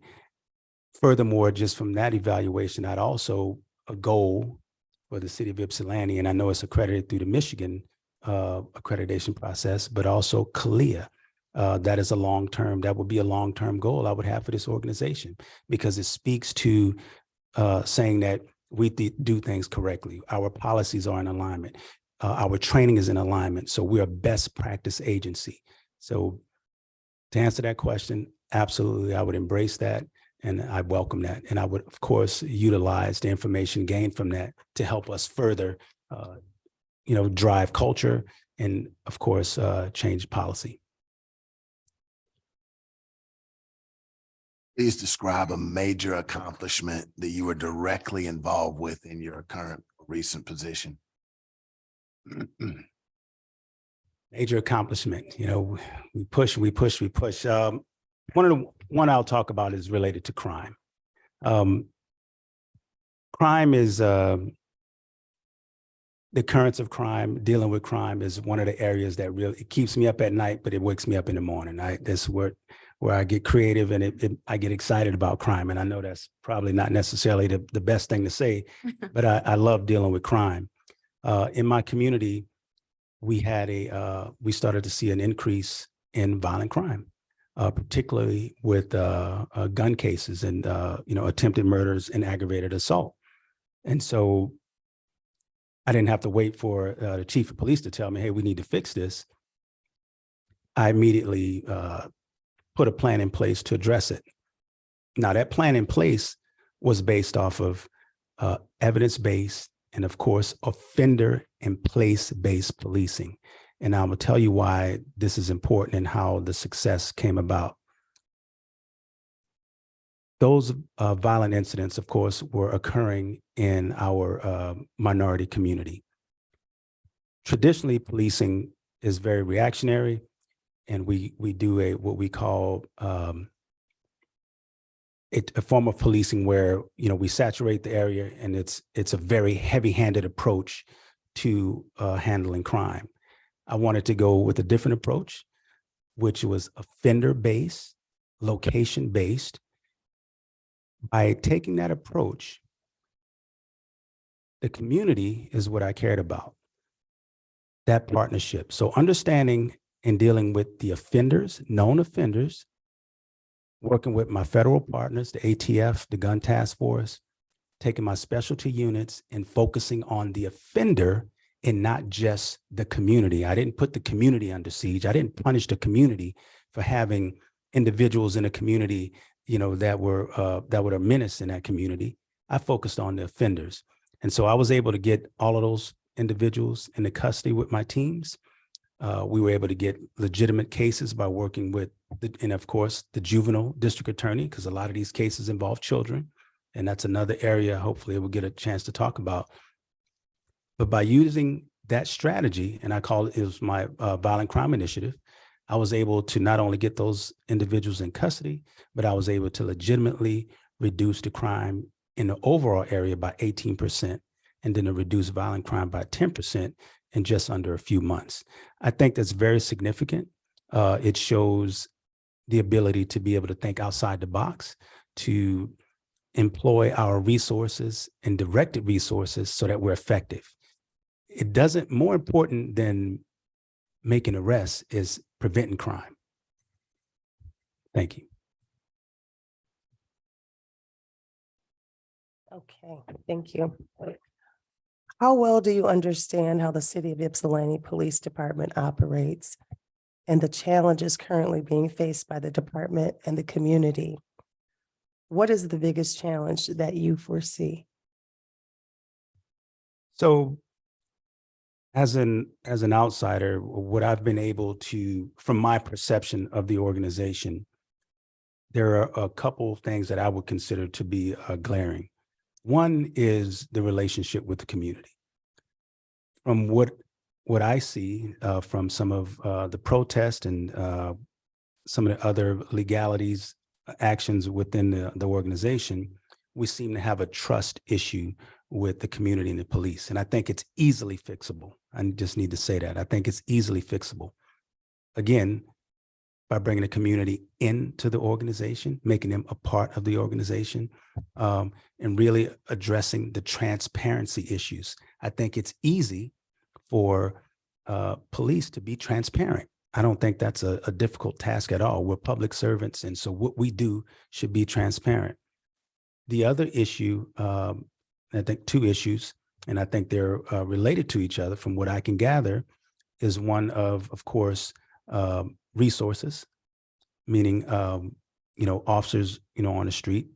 I have been able to look at your staffing plan, your staffing model. It appears to me that it is a zero staffing complement. And what that means is that your organization is scheduled at a zero level. It doesn't take into account for sick leave, training, and all of those other tangibles that come up in an organization. So if you have a zero staffing model, you've built a model that will automatically put stress on the organization. So you have to staff your organization to allow and anticipate leave, training, and those type of things. So if we're at a zero staffing model, I've built in stress on an organization. And so that stress, the relationship translates to morale. Officers, initially when they're making the overtime and they're making extra money, it's a good thing. But we all get burnt out. We all hit that level where there's not enough money you can pay me when I've, worked as hard as I can and I've done as much as I can and I seem to be spinning my wheels. So as an administrator, those are things that I would need to address immediately. Transparency with the community, repair that relationship, work on how our resources are deployed, and then morale, work on morale. And you work on morale by investing in people. Right? That's the first part, where you invest in people. When people come to work and they know that they're valued, they're appreciated, that their voice is heard, then they tend to have a different outlook and perception of how the organization is moving. So those three pieces is what I've been able to, discern from, what I've read on the internet and talking to people about what's occurring in the city of Ypsilanti.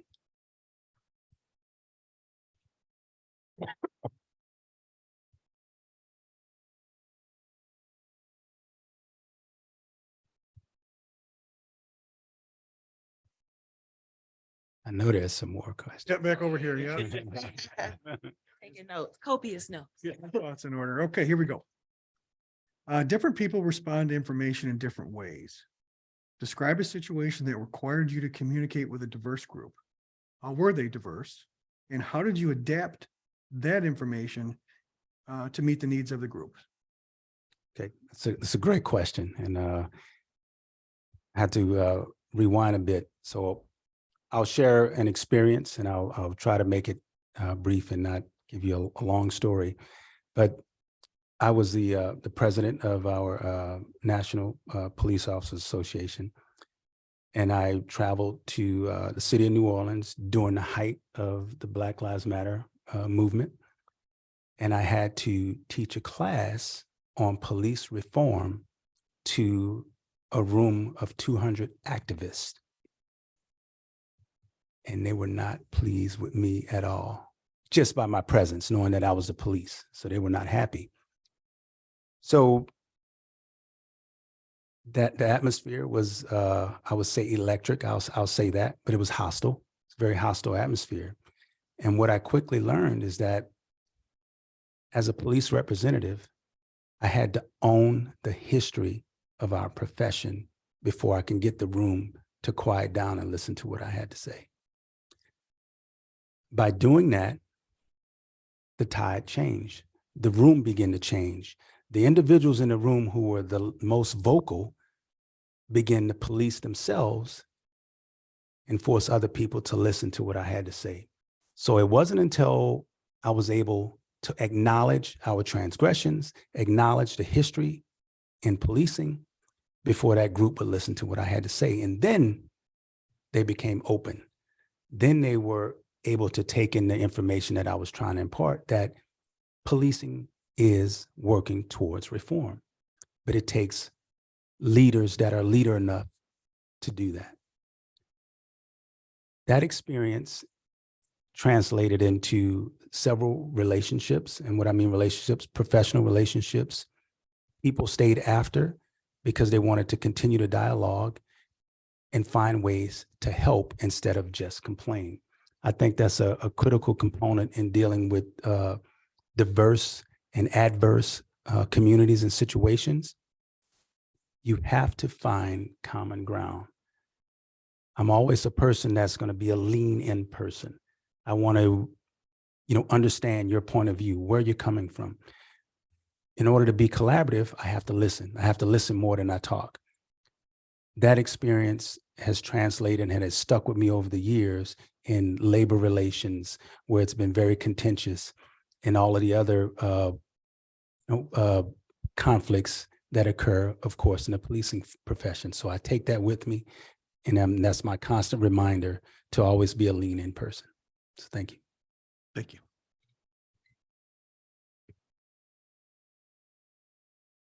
Very much.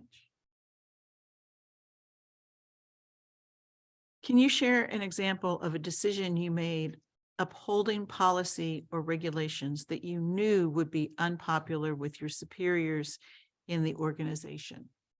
And then in addition to describe the decision you had to make and what you learned to do to prepare for any fallout. So I'm going to describe a scenario. It wasn't unpopular with my chief, but it was very unpopular with the rest of the organization and my peers. As a captain, I had the experience to investigate one of our, I'll just say it, I think the case is still going, so that's why I'm trying to be measured in my response, but the union president. The union president was the subject of a alleged criminal act. And I responded to the scene and ensured that that investigation stayed ethical and ran its course very well into the next morning. The decision to do that, one, it spoke to the organization, and it let the organization know that what I thought was important, where my values were, where my ethics were, and that regardless of your position and role in an organization, especially in a police capacity, we have to be accountable. Right? And although this individual I've worked with for years was what I would consider a friend, and this is very unpopular, right? To have to oversee this type of investigation, very unpopular with the unions, very unpopular, with the friends of, the union president. And so that experience, it really spoke to my readiness for chief of police, because as a chief of police, there are many, many, many decisions that will have to be made that are going to be unpopular. You can do your best to mitigate, you can try to explain, but sometimes you have to be leader enough to lead and make the right example. So that experience was very profound. It was very difficult in one sense, but easy on the other. When I weighed in, my stance on ethics, that made the decision very easy. The backlash, the possibility of the rest of the organization, people that I've worked with for 20 plus years, viewing me differently, viewing me as, you've sold out, all of those things. That was something I was willing to forego to do the right thing. Thank you.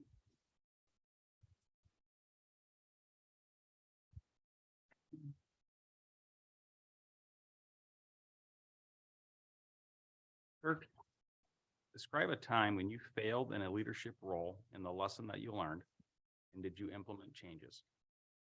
It's a great, great, great question, right? That's I'm gonna have to remember that question. And yes, there has been a time when I failed in a leadership role. When I first got promoted to captain, I also supervised some civilian staff, sworn and civilian administrators, so high level administrators, and I was having significant pushback on both ends. And I took it as I began to take it, personal, the constant pushback and unwillingness to do things. And the lesson I learned, I had to make a critical identification. And what that was the pushback because the person, was it personal against me, or did they need more development? And so as a leader, I say I failed because I miscategorized one of those assessments. And I thought that the pushback and the discipline that I gave out was because of personal, and it wasn't. And so when I learned that it wasn't personal. I had to adjust my tactics and make a different investment in the individual and turn that whole scenario around. So as a leader, you got to recognize, is it something that people are doing because they are being contrary, or is it because they need a different level of investment so that they can fulfill your expectations?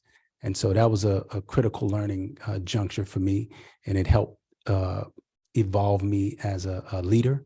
And it helped me with my relationships and working with people who have a differing of opinion. And so, very great example of how I utilize that. So thank you.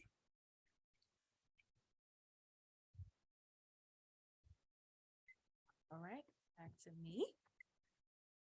What is your experience in the area of budget and finance? Have you been involved directly in the mechanics of budgeting, budget presentations at meetings, and monitoring the budget? Please describe. Yes. So as I mentioned earlier, I was responsible for a $13 million budget in just for my division. The overall department budget, it's in the million, very high number. I think it's 156, somewhere around that number.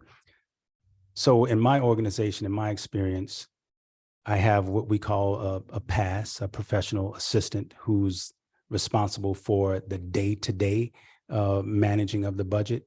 And then, of course, monthly, we sit down and we go over the priorities, what we're doing, how we're spending, what am I going to spend on training? What am I going to spend in equipment and resources? And so I have been directly involved with that process and making those decisions and allocating what goes where. I have worked with the chief and our finance director in presenting to our mayor and council on budgeting.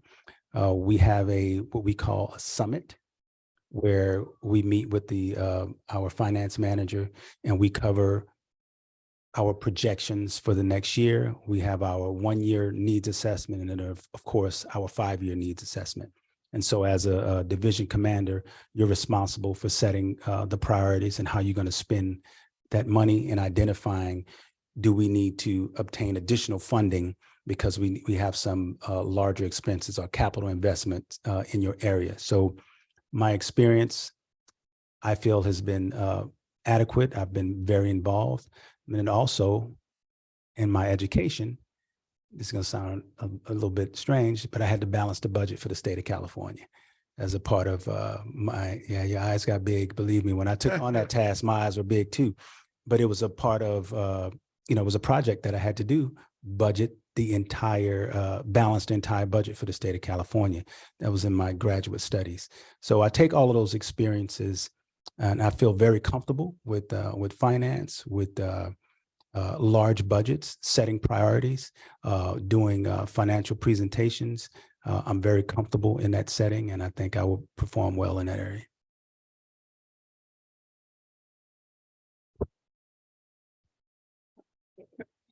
Kirk, next question. Please describe your experience in the areas stated below. What is the extent of your experience, and did it cover the following? Intergovernmental relations, police, community advisory boards, diversity, equity, and inclusion. Okay.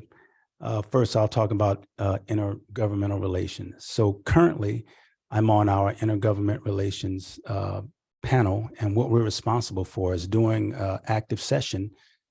Legislators and our lobbyists, our city lobbyists, they send us briefs pretty much daily, and they want a response on a stance of how it impacts the police department.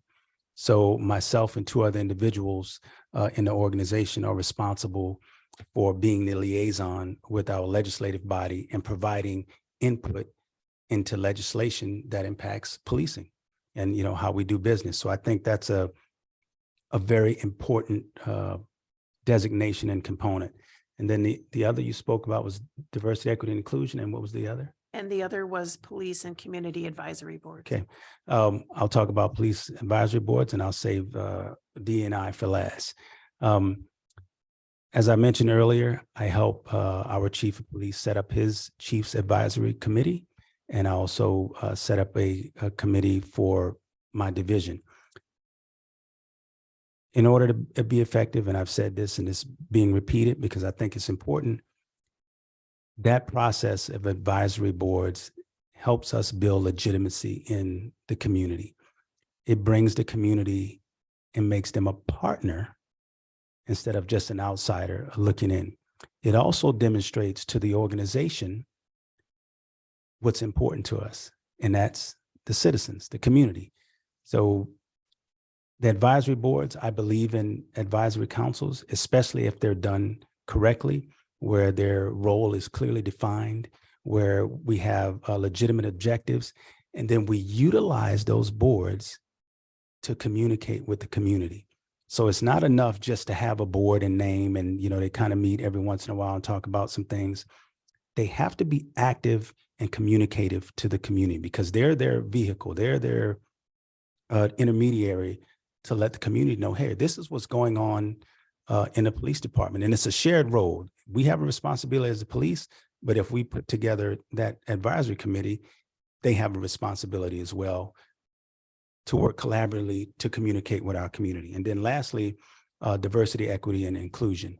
I had the opportunity and fortune to supervise our diversity, equity, inclusion initiative in the city of Henderson. I was able to appoint an officer to that role. We met with our pride organizations and leadership, but it's not just about pride. It's not just about the LGBT community. Diversity, equity, and inclusion helps us to focus on inclusiveness for all, not just one particular group. We have to make sure that we're addressing the bigger picture. I'm sorry, I went a little long. Thank you. Being the police chief requires you to respond to many requests in a short period of time. How do you ensure promptness, accuracy, and courtesy under these conditions, and what specifically do you do? So you're absolutely right that, being responsive happens long before you become the police chief. So you get indoctrinated into that process pretty much from the lieutenant level on. You have to be responsive to your community. The first thing I'll say is, and I'll speak to, is commitment. When you become the face of your organization, you have to be committed to that organization. And that commitment does not stay within the walls of 9 to 5. It just doesn't. All right. Policing is a 24-hour a day, 7 days a week, 365 days a year business. And as a leader of that organization, you have to be prepared to respond accordingly as things arise. I take great pride in being responsive, being communicative, and being engaged with the community and my organization, because we can't forget about my organization. And then, of course, the city manager and mayor and council. So timeliness speaks to professionalism. It speaks to competency. It speaks to what you value and show as important. So if, as the leader of an organization, if I'm timely and responsive, then I'm communicating that to my subordinates and my other leaders in my organization, that that's important, that we need to be a professional organization at all times. And so we're going to be responsive to our community. We're going to be responsive to our mayor and council and city manager, and we're going to be timely with those responses. And I think I've demonstrated that over my career. It's not something that you just start doing when you get to a certain level. It has to be innate in you. And so I embrace that, and I understand the responsibility. Thank you. Yes, sir.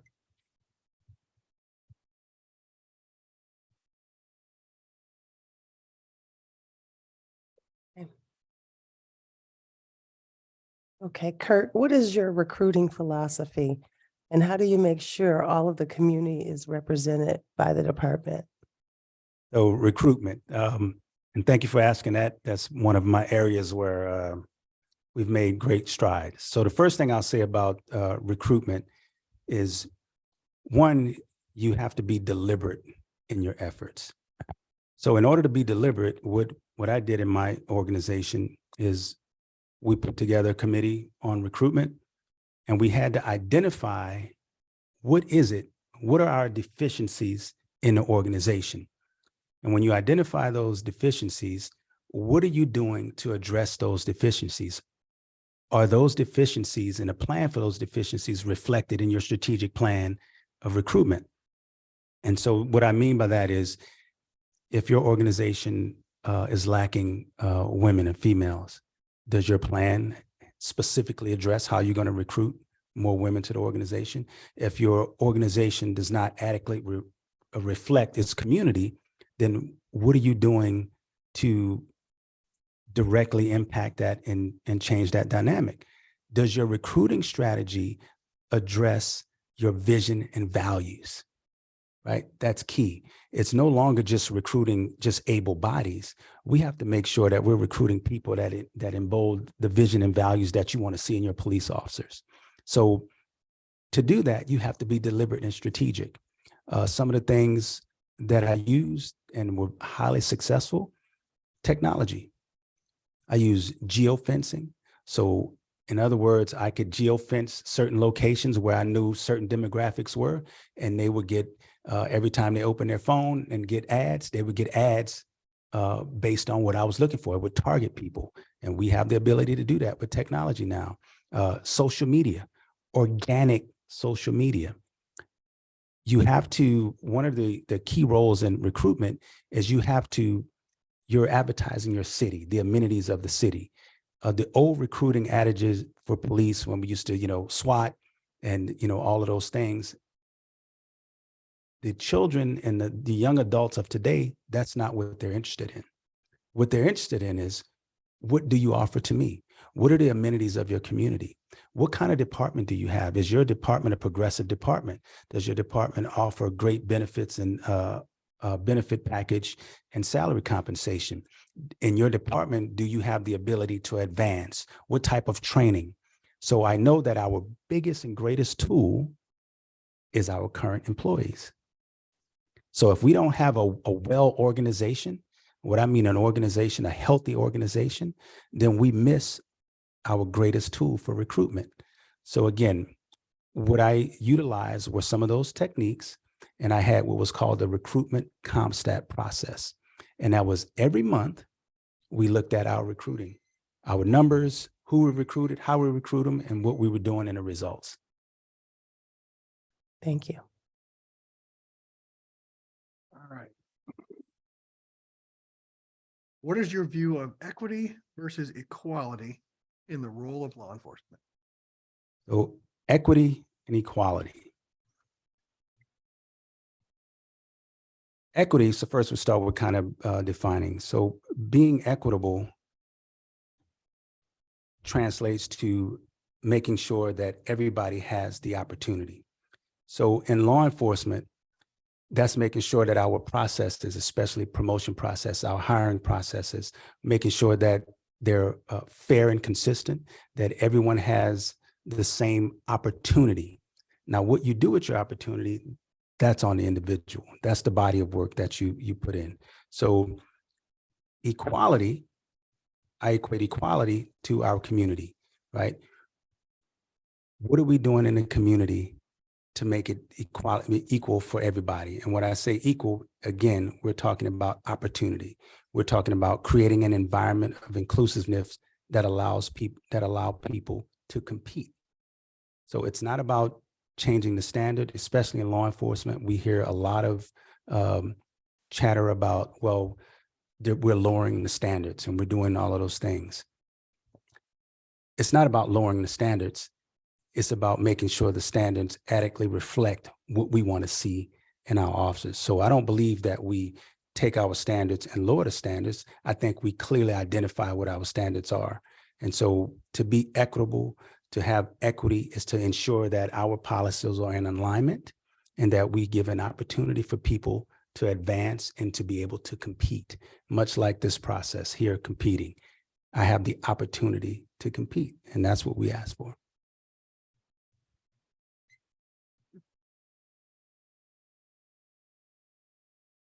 Well, Mr. Moore, that was the last question. Oh, I'm sorry. Got I more. remember that. Sorry. I was writing down the last word, to get progress written down. Yeah, that's a pretty heavy one. Why Ypsilanti? Ypsilanti, that's a great question. So after 3 decades in law enforcement and working in a large agency, I've had a great experience working with large communities, very, very large communities. I have 2 adult sons. My oldest works with autistic kids, and my youngest is actually getting ready to start the police academy. And why I bring that up, I've gotten them to a place of service as men. And so now they've begun to live their life. And so for me, that freed me up to look for the perfect place for me, the opportunity that I thought would best fit Kirk. So when I looked for opportunities as chief of police, the Ypsilanti opportunity kept coming back to me, kept coming back to me, kept coming back to me. And when I read your mission, vision, and values, and the things that you were looking for in the chief of police, I felt like you were speaking to me. I felt like the advertisement was describing me, and that really hit home. I took it upon myself to come out to Ypsilanti because I wanted to experience the people. I wanted to see what the culture was. I wanted to feel, breathe the air, to see what it was like. And when I came, of course, it was a snowstorm. And I loved it. I had no issues with that. And I was in a Nissan Altima, by the way, and I didn't get stuck not one time. So I was very proud of that fact. I remember. We need receipts for that. I'll show you. I'll show you. Now, granted, making some friends, I was able to secure a friendship with an individual that actually drives plows here in the city of Ypsilanti. So in the back of my mind, I knew I had some backup if I got stuck. So I was able to be a little bit more bold in my driving. But I take all of those things to say, the people I met here were genuine. They were sincere, they were prideful, and they were very optimistic about the future of Ypsilanti and the new identity that they're trying to forge, right? We're holding on to the history, but there's an optimism in people in this community about what type of future will Ypsilanti have. And that was intoxicating to me. It felt like home. I felt like the most important thing about this opportunity is fit. Do I fit what you're looking for? Right? Do I fit what you're looking for? And do you fit what I'm looking for? This is a reciprocal. It goes both ways. It has to be a fit. From the experiences, even the sitting in this room right now, I feel like this is a great opportunity for a fit. Now, you guys may see differently, but it's just what I feel in speaking candidly. So I think this is a tremendous opportunity. I think that Ypsilanti has a specialness about it. I like that it's a smaller community.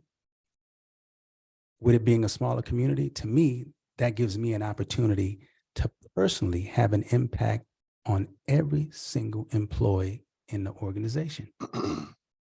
Unlike my organization, when you have hundreds of people and you're infusing so many people in an organization that you don't even know them anymore, with the size of this organization, I'm confident that I can have a personal impact on every single officer, every single professional staff, and that's something to be said for that. That's a great and tremendous opportunity that I look forward to and I embrace. Now we're done, right? Thank you. Thank you, Mr. Moore. At this time, we're going to go around to the panelists to see if there was any question that we asked that we need additional clarification on for the candidate. Okay, great. So now you have one? Okay. Always the one. Okay. You were talking about related to crime and getting excited, and you said you hope you get a chance to talk about youth. So you now have an opportunity to talk about youth. What do you want to tell us about youth? So across the country, we've seen a significant increase in youth-related offenses and crimes. It's happening across the country. You can pick up any newspaper and you can see it. And we're experiencing the same thing in my community. What I want to tell you about youth is that I think our involvement with kids is one of the greatest opportunities we have to change the dynamic of our communities. I've been very instrumental in our developing a youth mentorship program, and it's evidence-based, focused on at the 7th grade level. We feel like based on the data and the analytics, the 7th grade is the time right before kids go into high school where we have an opportunity to influence their behavior. And the mentorship program is based on opportunities that they may have never seen in their life skills, showing them how to deal with conflict resolution. That seems to be foundational to the problems I see, on social media and online with kids fighting and all of those things. And it speaks to the inability to resolve conflict, right? We haven't addressed that. I'll tell you this as well. So I'm a board member of MBK, My Brother's Keeper, and I understand that we have one here. Phenomenal organization, tremendous in the impact that we have on kids. I'm also a board member for PAL, that's the Police Athletic League for Southern Nevada. And so when I entered that program in my city, we had almost zero participation, and now we have over 240 kids in the program. And we have many more opportunities to deal with youth. When I visited Ypsilanti the first time, I had the opportunity to reach out to some of the school administrators in the city of Ypsilanti. And I got to meet the principal of your middle school. And she was gracious enough to give me some of her time. And so that we talk about the challenges and opportunities that was occurring in the middle school, because I think that's the area where you start with policing. And what I discovered, the first piece is that, and this was on the part of the school district, the police in the school district, we don't have officer presence in our schools in the city of Ypsilanti. Now, I don't know if that was because of, all of the things that have happened in social justice and the social justice movement, and people feeling like the presence of police was problematic, but we don't have police presence in the middle school. So I thought that was one, I think, problematic because it takes away an opportunity for us as an organization, a policing profession, to connect with kids, because kids are who we're dealing with. Yeah, we have adult offenders, but the kids, if we can impact children before they reach the level of getting into our system, the pipeline of prison, we can make a difference. So the fact that we didn't have police presence there, I thought, like, wow, that's something we need to change ASAP. And I'm happy to say she was very open to changing that dynamic, to bringing police back into the school. She was open to mentorship and a host of other things. She was open to whatever help and a partnership that a police agency is willing to give. So I'm really passionate about children. If we're sincere about crime reduction, the prevention of crime, and quality of life, we have to address the relationship with our children. So that's kind of what I wanted to share. So thank you for allowing me to do that. Thank you. Okay, thank you, Gail. Anyone else? Was that it? Okay. Now, Mr. Moore, it's your turn. Do you have any questions for us? Lots of questions. No, just a few. The first and I think most important question that I ask of this group, and especially Madam Mayor,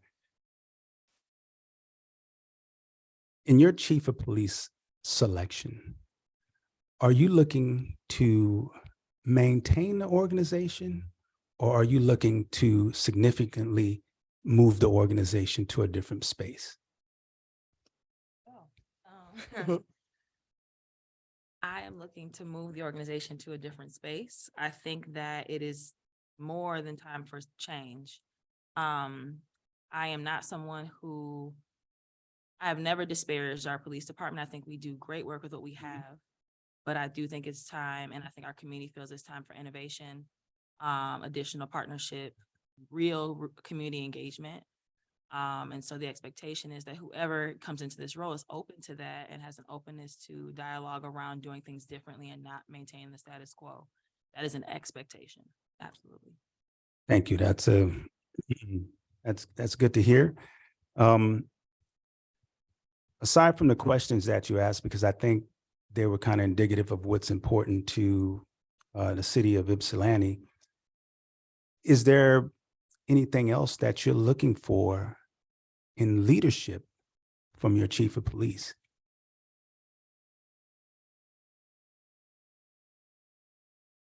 I honestly think I could speak to that a little bit because of my relationship with some of the officers. Inspiration, having their back, planning, what you said about planning for them to train, to have time off. Those are the things that people have come to my office at church and asked me to pray with them about. Okay. Because of the stress level. Ypsilanti is, quote, a small town, but it's a large community. And we have big city problems. And being somebody from the city, I can tell you, same stuff I saw on the south side of Chicago, I see here. So they're looking for somebody to lead them and then have partnerships with the other agencies right here in our community that work together. That's been what officers have talked to me about. And I would add on top of that, because I do try to communicate with officers, and if I see them, I want to acknowledge them. I want them to know that they're doing good work in a difficult situation. But the expectation is also that we have a chief that's rooted in the community. We don't want someone who's just going to sit behind a desk and give work. We want them to be out. I want to see them. And so whoever that is would have to be comfortable being in a community that is very vocal, that is going to tell you what they want, that is going to, express expectations, but also expect to see you out with your officers or out at community events, engaging with residents and those who are the true stakeholders in this community, because we all answer to them. Our job is to do work. Right. That's right. Yes. And then I think the last question, and it's more of a regional kind of question. Does the city of Ypsilanti have a significant relationship with the regional partners? Washtenaw County, the neighboring jurisdictions, right? Because I know sometimes departments operate in silos, right? They don't really collaborate together. We don't work together. So what's the culture in this region about collaboration? Yeah. Them are here. I can speak to at least, so prior to being the chief of police in Saline, I worked for Washtenaw County Sheriff's Office, retired as the police services commander. And we did a lot of partnerships with EMU, with Pittsfield, with YPD. As a matter of fact, there were several different projects throughout the years where, as we know, crime has no boundaries, nor does community engagement. So, we have all really collaborated and worked together very well, so. And I'll add on to that we have in Washtenaw County kind of a unique, you have chiefs associations, I'm sure you're well aware of that. But I truly do believe, and this has been going on for years, Matt and Marlene can confirm this, that we have a very tight bond with all the police executives working together. We talk about model policies, we have breakfast every other week, we have meetings. We all stay, literally connected on a first name basis by simply just hitting speed dial and say, hey, Marlene, I got a question for you. And we're constantly bouncing ideas and we're helping each other out. And it's kind of a unique, we're all on the same page philosophically too. And what we're trying to accomplish with policing in Washtenaw County. So we're all working as a team, I think is kind of what I'm trying to get to. And we know that each one of us is there for the other. So when you're coming to be a chief here in Ypsilanti, you're coming to be part of a team throughout the county.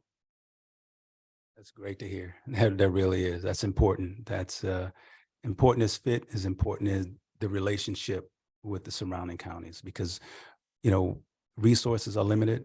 And so the partnership is what gets us to where we need to be. So that's a thank you for that answer. I think it's really important to note also, because I thought the other Matt was gonna say something, but the university is in the. And city. that's So right. Chief Wise is like, we did work together during the holidays. I mean, we collaborate among, because we are one community. And a lot of folks in our community also, they don't even know if they live in the city or the township, right? That's Right. the education piece that we're working on, but it is one community. And though we have different jurisdictions, we do cross collaborate very often. And it's not always even the policing agencies. It might be an elected official and our chief doing something together at EMU, right? And we work as a team for the unique goal of serving our constituents. And let me just close this real quick. I'm gonna echo the team here. Okay. My spin is, I've only been in EMU for about 18 months. It's a fresh look Congratulations. at the relationship. And much like the mayor has said, and my colleagues here, the Ypsilanti chief of police to be effective has to be engaged in the community, just like I do. And if you are selected for that role, I'm telling you, we are going to be engaged weekly to make sure that your staff and my staff see the vision and we are appropriate in our communities because the community is asking for it. And you've got to be open to that partnership that is going to exist on a 5.0 level because the community is asking for it. And I need that partnership with the new chief Perfect. at Ypsilanti. Perfect. Great to hear. Does that conclude your questions? That concludes my questions. Great. Well, we want to thank you for accepting our invitation for interview. And now Joyce Parker will take you outside and give you the instructions for the Can I moving say forward. something? You can.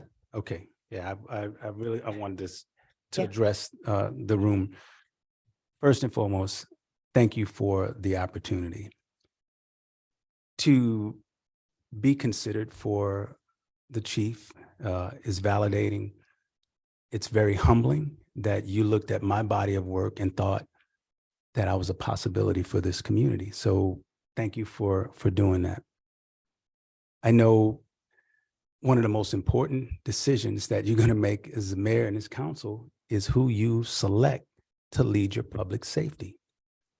That person has to have a documented history of success in community policing, who understands relational policing, who understands that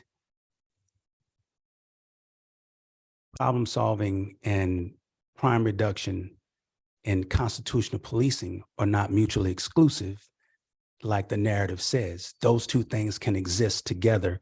And in fact, they have to in order for us to be successful in our public safety efforts.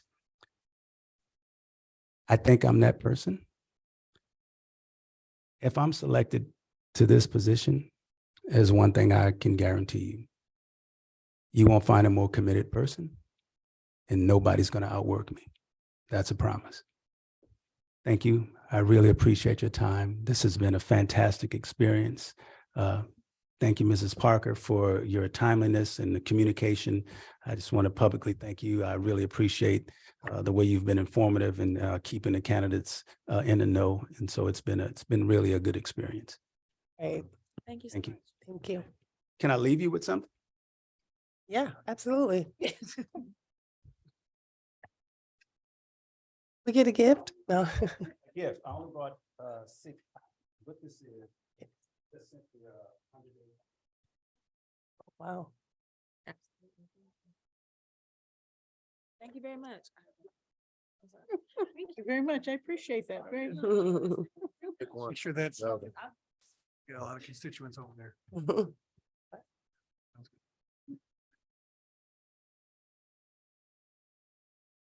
there. And what we'll do at this time is allow the interview panel to introduce themselves to you. Matt Lai, GMU, Chief of Police, welcome. Gail Walkoff, Ypsilanti Police Advisory Commission. Greg, welcome. Matt Hirschberger, Director of Public Safety, Pittsfield Township. Nicole Brown, Mayor of Ypsilanti. Good afternoon. Marlene Radzik, Saline Police Chief. George Waddles, pastor of Second Baptist Church of Ypsilanti.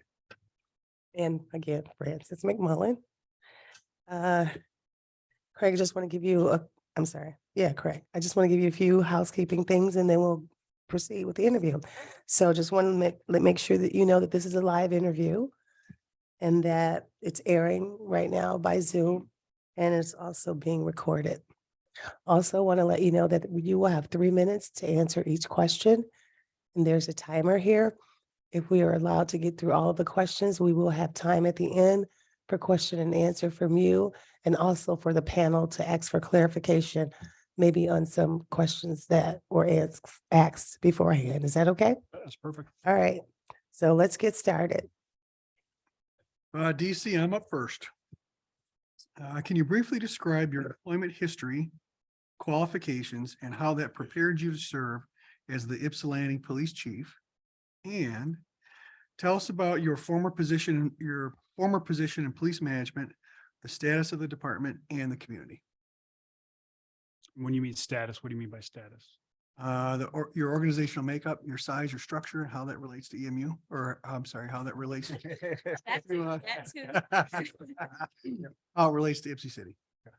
So I'm Craig Wilshire. I was in law enforcement for 28 years. I retired in November and got some advice. Felt that that was the time to do it. However, I do miss the profession. It's something I made a mistake, and now I want to get back into law enforcement, something I love. Through my 28 years, I spent time with the Wayne County Sheriff's Department, the Detroit Police Department, and then about just over 24 and a half years ago, I joined the Canton Police Department. While with the Canton Police Department, I served as road patrol as a detective in many other positions. So DARE, team, bicycle officer, evidence tech, and then detective. Eventually I was promoted to sergeant. Spent a little bit of time on road patrol, then become the detective sergeant. In the detective sergeant role, again, it was running the detective bureau and the ordnance department. So both of those divisions were underneath my preview in that position. From there, I was promoted to lieutenant. I went back to the road patrol as a road patrol lieutenant, and then was moved into a position called special services. Special services lieutenant entailed all administrative projects, CLIA accreditation, SROs, SEU, and hiring and the field training program within the department. So that was part of my position. With that, eventually, there was a move in the organization to put a lieutenant in charge of the detective bureau because they weren't in charge at that point in time. So my position was then all the other responsibilities I told you about, and I was put back in charge of the detective bureau, still with all those same responsibilities. With that, again, back in charge of the ordnance department. So the quality of life issues I needed to address within the township. So in my role, eventually I was promoted to deputy chief. As the deputy chief, my position was, there was only one deputy chief. So budgeting, records, patrol, investigations, discipline, hiring. So everything fell under my umbrella. So I had touched everything within the organization. So meetings, going in front of the board, presenting large projects, investing in large projects, being the final step in the disciplinary process and the hiring process when it came to the police department. Also, part of my career, I've always wanted to excel and make myself better. So I went back to college. I got associates from Schoolcraft, a bachelor's from Wayne State University, a master's from Eastern Michigan University, and a master's from O'Donnell University. So continuing that process to better myself and educate myself. And then I also became an instructor for Ferris State University and then Schoolcraft College. So I do that part-time. When you talk about the size and scope, our organization was, our city was 100,000 as compared to 20,000 here in Ypsilanti. We had 100 officers as compared to the 37 here. So size-wise, it was a much larger organization with a lot more responsibilities when it came to that. Thank you. Thank you very much.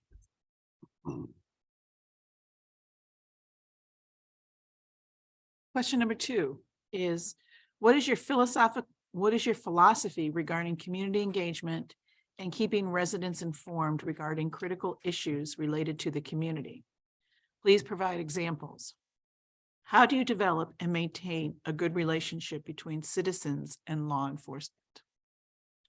So my philosophy is that the community is the only way that the police department will be successful. So engaging the community, ensuring that they have a say and that they have a part in what's going on, and being able to voice their opinions and understanding what issues they may have. So truly engaging them, giving them the information that they need in order to, understand the community. Because truly, once you have the engagement of the community, they trust the police department, and then the police department is more successful. So engaging them through many different avenues. So in our organization, at one point in time, we had one officer who was truly our community engagement officer. Looking at that perspective, that there's one person who really goes out in the community and just engages people. The problem with that model was that when somebody wanted something, and normally they went to that community engagement officer. And the issue in that is the community engagement officer goes off for 2 weeks or is on vacation for 2 weeks. They have nobody to contact. So we created what's called a community engagement team. So bringing multiple officers in to be able to engage the community, different cultures and the communities within our community. So they had more trust and were able to know who they needed to go to, who they could trust and talk to and try to work out their issues. Along with that, inclusiveness is a big thing when it comes to community trust.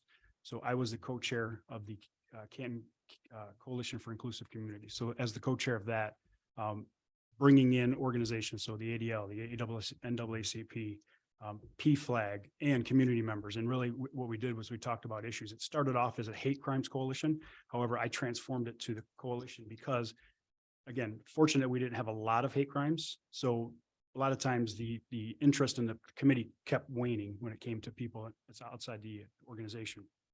So we moved it to more of an educational component where we went to the communities to ensure that the communities within the communities were actually engaged. So we did things that like meet your Sikh neighbor or meet your Muslim neighbor. So the community could come and actually learn more about other cultures and communities within there. So again, building that trust, not only with the police department, but also building that trust within the community itself, making it more inclusive. I think I got it. Give me 1 second here.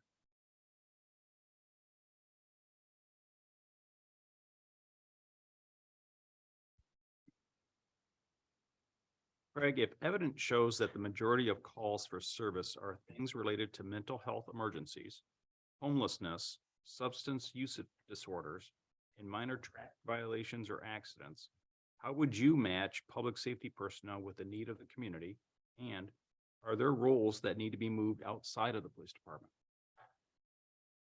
So how I would address that is exactly how I addressed it in my last role. One of the things I noticed when looking at calls, because again, one of my jobs was to monitor, police activity, what was going on and what trends were happening within the organization. So back in around 2018, 2019, we started to see the climb in mental health calls, homelessness, and other issues of that nature. So I went to a conference, and during that conference, to a CLIA conference down in Kentucky. During that conference, one of the actual seminars was actually a police social worker. Went to that event, listened to these two young ladies talk about the impact that they had in their position. So once I was done with that, I was sold on it just based on the impact that I had from just listening to them. Came back to the organization. Once I got back to the organization, again, a social worker is it's not part of the budget, so it's got to be worked in. So at the time I was told, no, I couldn't have it. I couldn't have that position in the organization. So what I did is I looked at other avenues. So I looked at other community partners. So I went to Higuera and we created the co-response program. So being able to have our officers be able to call a 24/7 hotline and be able to get a police clinician out there to help them within 2 hours so that they can help co-respond and be able to get that person into either mental health services or other services that were related to what was going on in their life at that time. Beyond that, because again, ultimately I still wanted the end goal, but I had to find other ways to get there. So I had to be a little bit more inventive in how I did it. So the next step is actually creating a CIT team. So the crisis intervention team within our organization. So my goal was to actually have every officer within the organization be trained in CIT. That goal, we got to 30 by the time I left. It's a process. It's a 8-hour class with a 40 hour training after that. So trying to get all your officers through that training takes time and effort. So we moved them through that. before that was even completed, we actually did get a police social worker. So I was able to get the budget amendment, bring on the police social worker, be able to really truly help the officers. Our officers did a fantastic job of making sure they could go as far as they could when helping somebody. So getting them into the services they needed the best they could with the resources they had. But I knew there was always a gap. There's always a gap because there's a lot of repeat calls. You had to continue to go back to certain places. So the social worker was eventually brought in and we were able to amend our budget to get it, to be able to help take the baton from the officers and be able to get that person into services.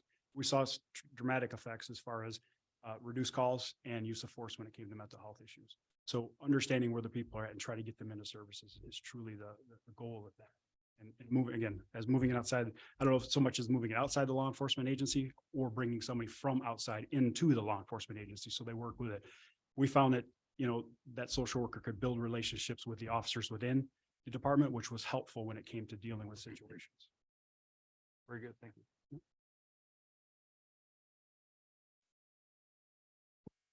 Thank you. All right. How much do you know about the histories and cultures of the Ypsilanti communities in terms of African-American, immigrant, queer, or different generations? Please share what you know and how that knowledge will play a role in your administration of the department. So understanding that every community is very diverse. The stats or the stats that are shown by SEMCOG is, the diversity within the community is about 40%. As far as, sexuality, I don't know that stat, but I do know that it's a very diverse community. It's 40% of the community is diverse. So truly what you have to do in that is you have to make sure that in your policing approach, that not only does your department reflect the community that you're serving, but you also engage each one of those communities in order to be able to understand the issues that they're having so that you as an organization can actually go out and address them with them and make sure that you are giving them the service they need based on, what they tell you and what they're saying they actually need. So really, truly, opening up, listening, and then addressing it. And then also following up to ensure that those things are happening within your organization. So just because you put a policy, procedure, and practice out there in regards to a certain approach or, how officers are supposed to go and interact or, what issues are supposed to address is follow up to make sure it is, and then follow up with those people and continue. And it's not a one-time conversation. It's a continued conversation that's always going on and always making sure that you're talking and having that dialogue. That dialogue is very, very important. You can't just talk to somebody, think you know the answer to the problem, and then stop talking and then move on. It's an ongoing dialogue because things change. Again, things change. New dynamics are interjected into certain situations, and there may be incidences or situations that are occurring that need to be, addressed in a different way, possibly. So really, truly understanding your community by engaging your community, talking to them, understanding and getting their perspective on things. Thank you. Okay. Greg, next question. Are you open to having an outside consultant evaluate the department with respect to racial profiling and cultural competence? If so, are you willing to follow the recommendations from the consultant after findings are made? So am I open to, yes, absolutely. You're open for anybody to come in and look at the organization. One of the things that I've done throughout my career is I've been an accreditation manager. So I've always had people come into my organization and evaluate what things we're doing in the organization based on policies, procedures, practices, and best practices within the law enforcement community. Somebody coming in and looking at your stat, it could be uncomfortable based on the findings. However, if there are issues they need to be addressed, that's the person that's going to be able to come into it. A lot of times it's, again, it's a third party coming in and being able to look at it from a different lens and be able to look upon what you're doing, because that's not something that we may see as an organization. It's having somebody else come in and look at it to be able to give you a little bit better perspective and a little understanding of what's going on. Maybe even, the stats, giving you a different perspective of the stats themselves to understand them better. So, and then implementing it again, that would have to be a conversation with the administration to understand what the city manager wants, what the council wants, and then as a law enforcement agency, then going ahead and implementing. So that'd be a bigger conversation once everything came back. That I think everybody would have a little bit of input in besides just myself. Please describe a major accomplishment that you were directly involved with your current or most recent position. I would go back to the social worker. I think the social worker, that was a pretty that was a pretty big task to take, not only the social worker, but getting the proper tools for officers to be able to deal with mental health crisis. Because again, as we saw, the numbers of mental health crisis continued to grow, and officers are truly not trained or equipped in the academy. And really, you know, with the reduction in mental health, in patient mental health services, it put a lot more people with mental health issues or who are in mental health crisis back on the street for the officers to deal with. So not only just looking at it from a perspective of, okay, I would like to have a social worker, but that's not, you can't always have certain things because your budget may not accommodate that. So then looking at it and trying to determine what's another way that I can go through a process, get other resources, and accomplish the same goal, and eventually maybe get that want that I had in the beginning. So not being stopped by the fact that I was told no about the police social worker, moving forward and taking steps to understand that there are other resources, there are other ways you can equip the officers in order to be able to help deal with people in a mental health crisis, giving them those resources. Thank you.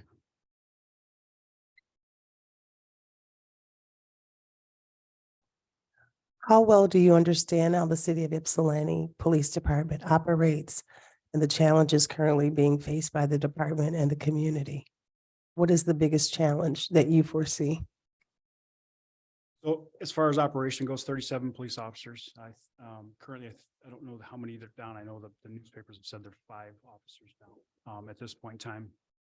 Some of the issues within the organization, I think, I'm not sure if the contract has been settled yet, so that could be an issue with morale and things of that nature. So it has to be, you know, spoken about and addressed to understand what the benefits are for the officers. Retention and recruitment is probably the biggest issue with every police department, not just Ypsilanti. So understanding the contract and understanding recruitment and retention when it comes to, you know, what the future holds and how are we going to bring in qualified officers who are going to serve the community the best of their abilities. And then, you know, the South End has a little bit of a violence, you know, issue that goes on usually during the summertime. So how do you address that? How do you, that truly is probably one of the biggest challenges, and that's getting in, understanding, looking at stats, understanding patterns and things of that nature, and then working with the partners in the area, trying to get partners in the area and the officers within the department to try to get a holistic approach to how do you deal with that? How do you deal with that in a way that's going to be beneficial to everybody in that area? Thank you.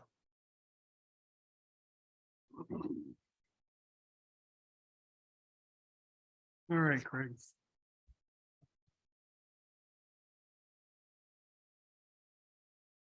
Different people respond to information in different ways. Describe a situation that required you to communicate with a diverse group. How were they diverse, and how did you adapt the information to the needs of the individual?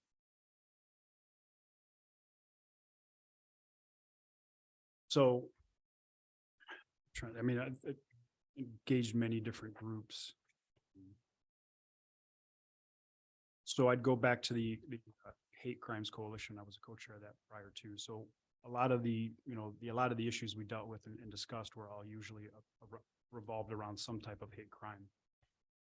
So engaging, you know, depended on, you know, what type of hate crime it was or who the target of hate crime was, who had to actually address it. So in the group as the co-chair, I had to lead the conversations regarding how it happened, what happened, the results of it, and then trying to figure out how we get that person forward as a group, as a whole. So addressing it in a way that, yes, this happened. We have to, you know, have to understand how it happened. And then now we have to figure out how we can stop it and then also get this person the services they need in order to be able to move forward with what they need to do. Okay. Thank you. Thank you. Next question, number 9 is, can you share an example of a decision you made upholding policy or regulations that you knew would be unpopular if your superiors, excuse me, let me try that again. Can you share an example of a decision you made upholding policy or regulations that you knew would be unpopular with your superiors in the organization?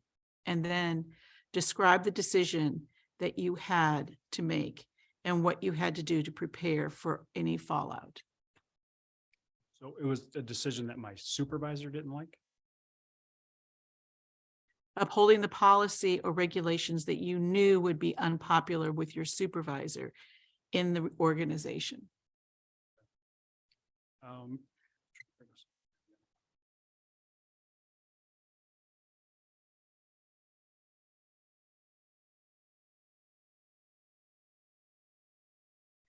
So I guess, so the question is if my supervisor, I did something, I upheld a policy that my supervisor didn't like or my subordinates didn't like. I guess that's why I'm Superiors. my superiors, okay. Most of the time, again, well, I guess I'd address it. The fact is most of my decisions were all based on policy, procedure, and practice. If there was a disagreement between a superior and myself, we would have a conversation. A lot of times we would have that conversation. We would work through the issue. He would know, or she would know my position on it. However, once it was over with, I would go forth and do what they asked. It ultimately. As far as decisions, my job was to make several decisions. I don't think I ever made my superior upset with my decisions as far as that goes. There's always been difficult decisions in my position. Always, it's nonstop. Whether it's to recommend somebody be terminated, to remove a person from the field training program who wasn't meeting the standard. But I can't truly think of an incident where I've actually done something against or made my supervisor upset, because most of the time there's a conversation, there's a consensus, and then we push forward with the decision. Thank you. Give me 1 second.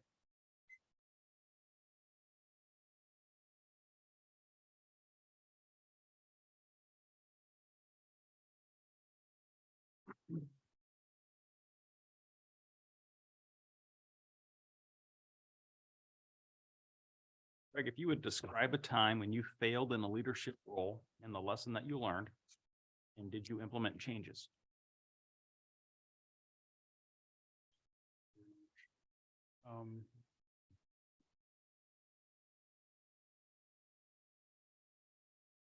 So failure in a leadership role is an ongoing process. I guess I could, we had a time management system that wasn't, so we had a time management system. We had basically a Google spreadsheet to actually keep track of people's time off.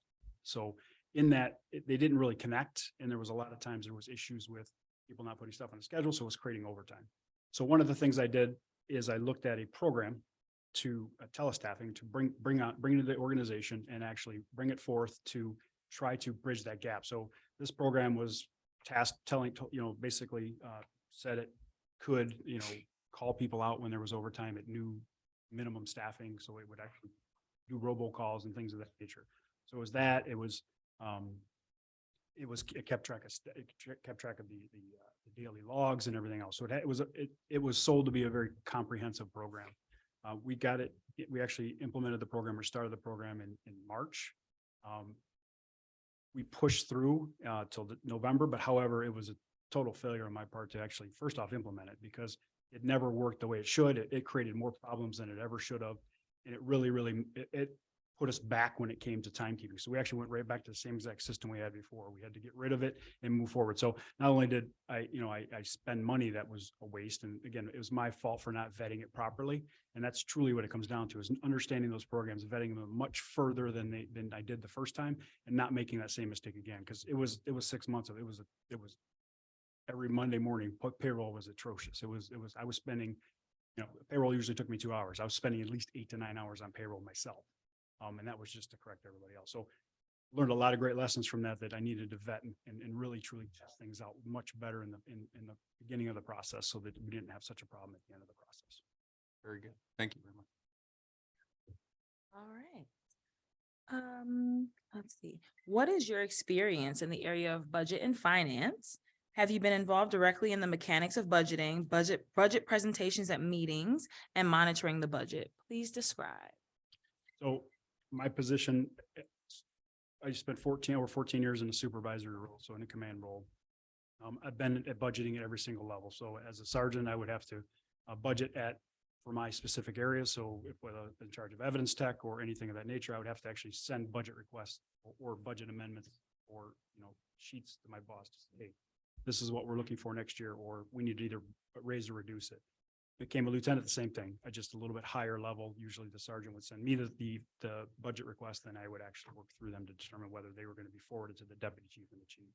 Once I became deputy chief, it was my role to now not only make sure that all the budget amendments and all the budget changes came through me, and I had to vet them. And then before I gave them to the chief, part of the process also was us, the chief and I, working together in order to make sure that the budget was in line, that these requests from the officers were in line with what we needed to do, and if we had the actual money to do it. And then we're approving those and maybe amending the budget. Then working with staff to actually create the budget and then present it to the board. So going in front of the board to actually present the budget to them and so for final approval. Along with that, my job was to actually monitor the budget. So usually I monitored it at least quarterly, if not longer. So, I mean, more often. So I used to have to look at the budget, and perfect examples last year, I started to look at the budget the first quarter, and I realized that our training budget was already 40% gone. First quarter, that's not a good thing. So we had to, first off, we couldn't figure out where the issue was and why we didn't have that money. So we actually just had to look at it. I had to address this special services lieutenant who was in charge of that area and was the one who was supposed to keep track of it. And we just basically had to cut down training. We just couldn't train anymore because we no longer had the money. So that was my job, to make sure and monitor our budget numbers were on track and we were using the percentages that we needed to use throughout the year. Thank you.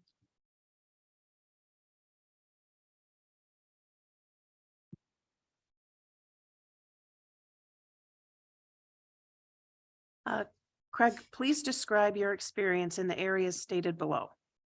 What is the extent of your experience, and did it cover the following: intergovernmental relations, police community advisory boards, and diversity, equity, and inclusion? So intergovernmental, I attend many chiefs meetings. I was part of the Wayne County, Western Wayne County, and Southeastern Chiefs Conference. So I was part of those committees and going to those meetings. I'm also a member of the National Academy, FBI National Academy. I'm on the curriculum committee for the actual board. So we set the training for all the conferences. So those two are my within the organization, I was the co-chair of the Canton Coalition for Inclusive Communities.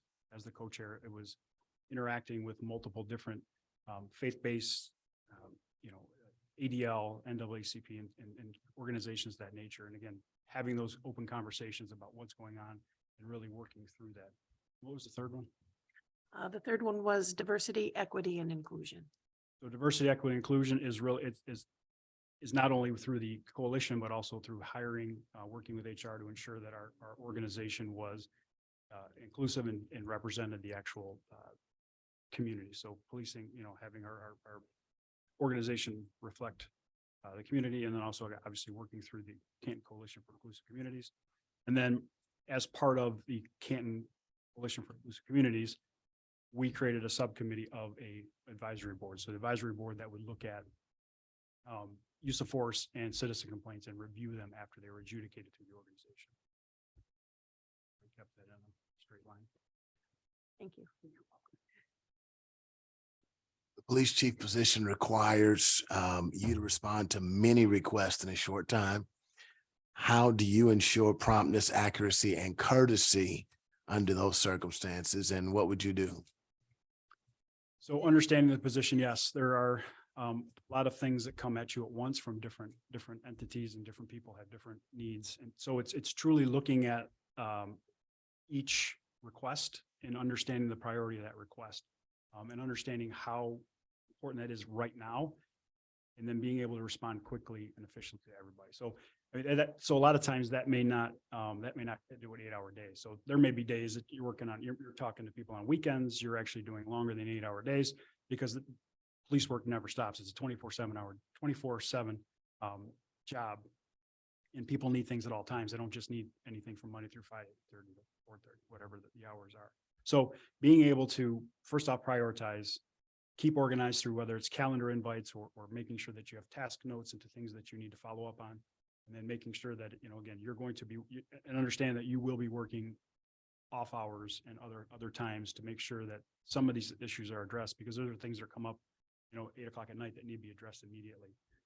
There may be things at 8 o'clock at night that may not be. They can wait till tomorrow morning. So again, making sure that you understand what the priority of it is, and then making sure that your supervisor is engaged and understands what's going on also. Because some of these things are going to affect the city manager and the city council. So understanding that from a perspective of, and again, you may talk to your supervisor, your city manager, and the city manager may say, no, I think that's a higher priority than what you think it is. So again, some of those conversations and being able to communicate back and forth and truly understand it from that perspective can help make sure, again, like make sure you are getting them in order, getting them timely, and then professional as always. You're never curt or anything with anybody when it comes to responding, especially from the chief of police position.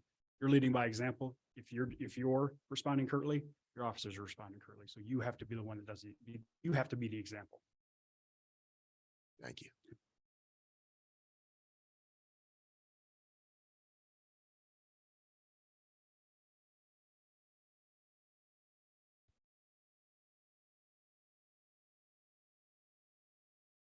Next question.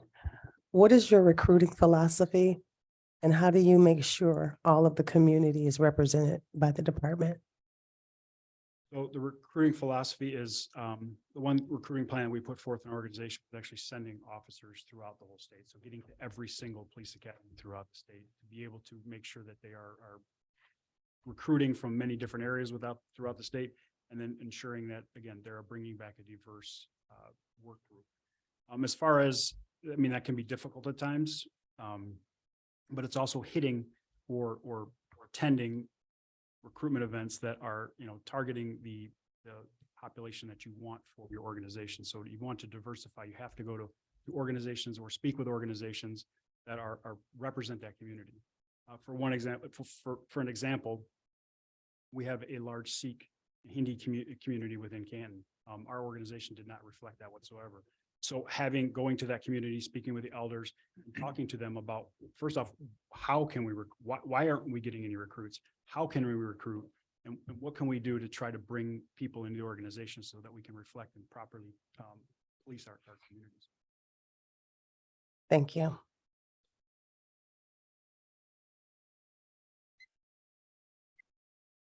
What is your view on equity versus equality in the role of law enforcement? Equity versus equality. Equity is trying to give everyone a fair shake, making sure that opportunity is equal throughout for everybody. So, you know, enforcement's equal, opportunities so internal and external stakeholders. So as far as internal stakeholders, all promotional and everything else, and training and everything else is available to everybody else. Everybody has equal opportunity to get to it. As far as resources of the police, everybody has an equal opportunity to engage the resources of the police in the same manner. As far as equity, it's the outcome. It's you know, making sure that that is the outcome, and that's what's happening, and that's what's going on in the community. So it's ultimately an outcome that you have to evaluate. You have to evaluate, look at it, and probably continue to work on as you move through your career. Okay. Thank you. And your last question is why Ypsilanti? Why Ypsilanti? I grew up in Canton, so I'm very familiar with the area. I have a great familiarity with, I went to Eastern Michigan University. I have the ability, the training, the experience into this community and make a difference. You know, there are challenges that come along with every police chief position. I think Ypsilanti offers a good challenge that I'd be up to that challenge. So through my training experience that I've had through my career and the desire to be a police chief, this is an organization that I want to come to and make a difference not only in community, but also make a difference within the actual police department to make sure that, you know, we push forth a service-oriented model. So knowing that we are service-oriented, police serve the people. That's who we're here for. That's all we're here for. So making sure that they receive the service that they need to do. So bringing everything I brought from my last organization, very professional, very service-oriented, bringing it here and making sure we instill it into this organization. Thank you. Okay, that's all the questions that we have for you. At this time, we'll ask our panelists if there are any questions that they needed clarification or further expounding on from our candidate. None? Okay, great. And now it's your turn to ask us any questions that you may have. So this question is probably going to be perspective. So truly, what do you see are the challenges of the next police chief? And say from a community member, from the city manager, and then from also local agencies that are surrounding Ypsilanti Township. So I guess it'd be three different perspectives to understand that. So who wants to go first? All right, I mean, I can go first. I think one of the challenges is going to be changing the perception of what our police department is here to do. And so that requires innovation and partnership and an openness to change. The status quo does not work in Ypsilanti, and it will not work for the future of Ypsilanti. And so whoever is our leader in that role has to be open to that and be willing to get into the community and get proximate to the community and our issues. Otherwise, we will not see success. I agree. I guess from a law enforcement standpoint, we would like to see someone who is the chief be I guess, a team player. And I had mentioned during one of the previous interviews that all the chiefs in Washtenaw County get along extremely well. We meet on a very regular basis. We're constantly in communication with each other. We work on model policies together. We understand, as Chief Radzik had mentioned that during one of the other ones, that, crime doesn't have borders. Communities don't have borders really. So at the end of the day, we're all policing our community. The entire county is our community, and we have to be all working together. And that's what we would like to see in Ypsilanti's new chief also.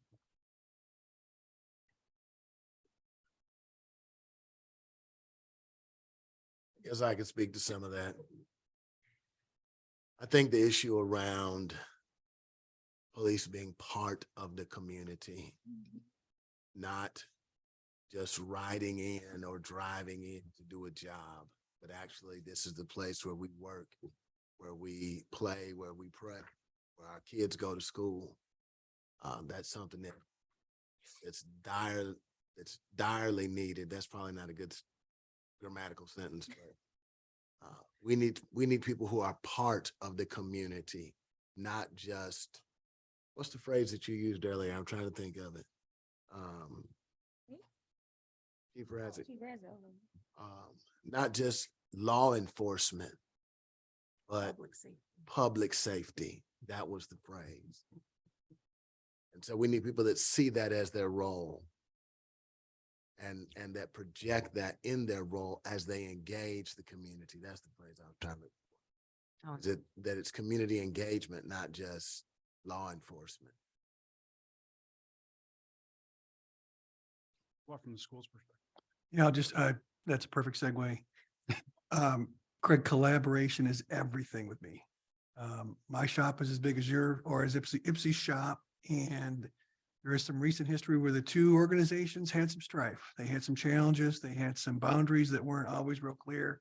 And it led to not providing the best service that we need to provide to the Ypsilanti area. And it's not as much on campus as it is off. We are intertwined as one. And my chair being connected to this chair here is an incredibly important piece of collaboration for every reason that's already been explained. And the new person coming in my world, has to understand that and embrace that and be willing to do it if they've never done it before, because I think that's a measure of our success here as we move into a new era of policing. We've got to have that strong relationship. Absolutely. Because you double the population of Ipsy, right? Yeah. Once you add your students in. Well, I guess I'll chime in. I think it's going to be important for the next chief to be very progressive, that they are present. I did hear that, but that's really important that they're present, getting to know the community, always thinking of innovative ways. I heard this earlier, to bring the community in, as well as take yourself to the community. So always thinking of initiatives and programs and things to create community, not thinking of it in the way of law enforcement, but more so in the way of an engagement process. And possibly collaborating even more with the schools, bringing those young people in while they're younger, and being the initiator of it. So having that mind, having that vision, we need a person with the vision.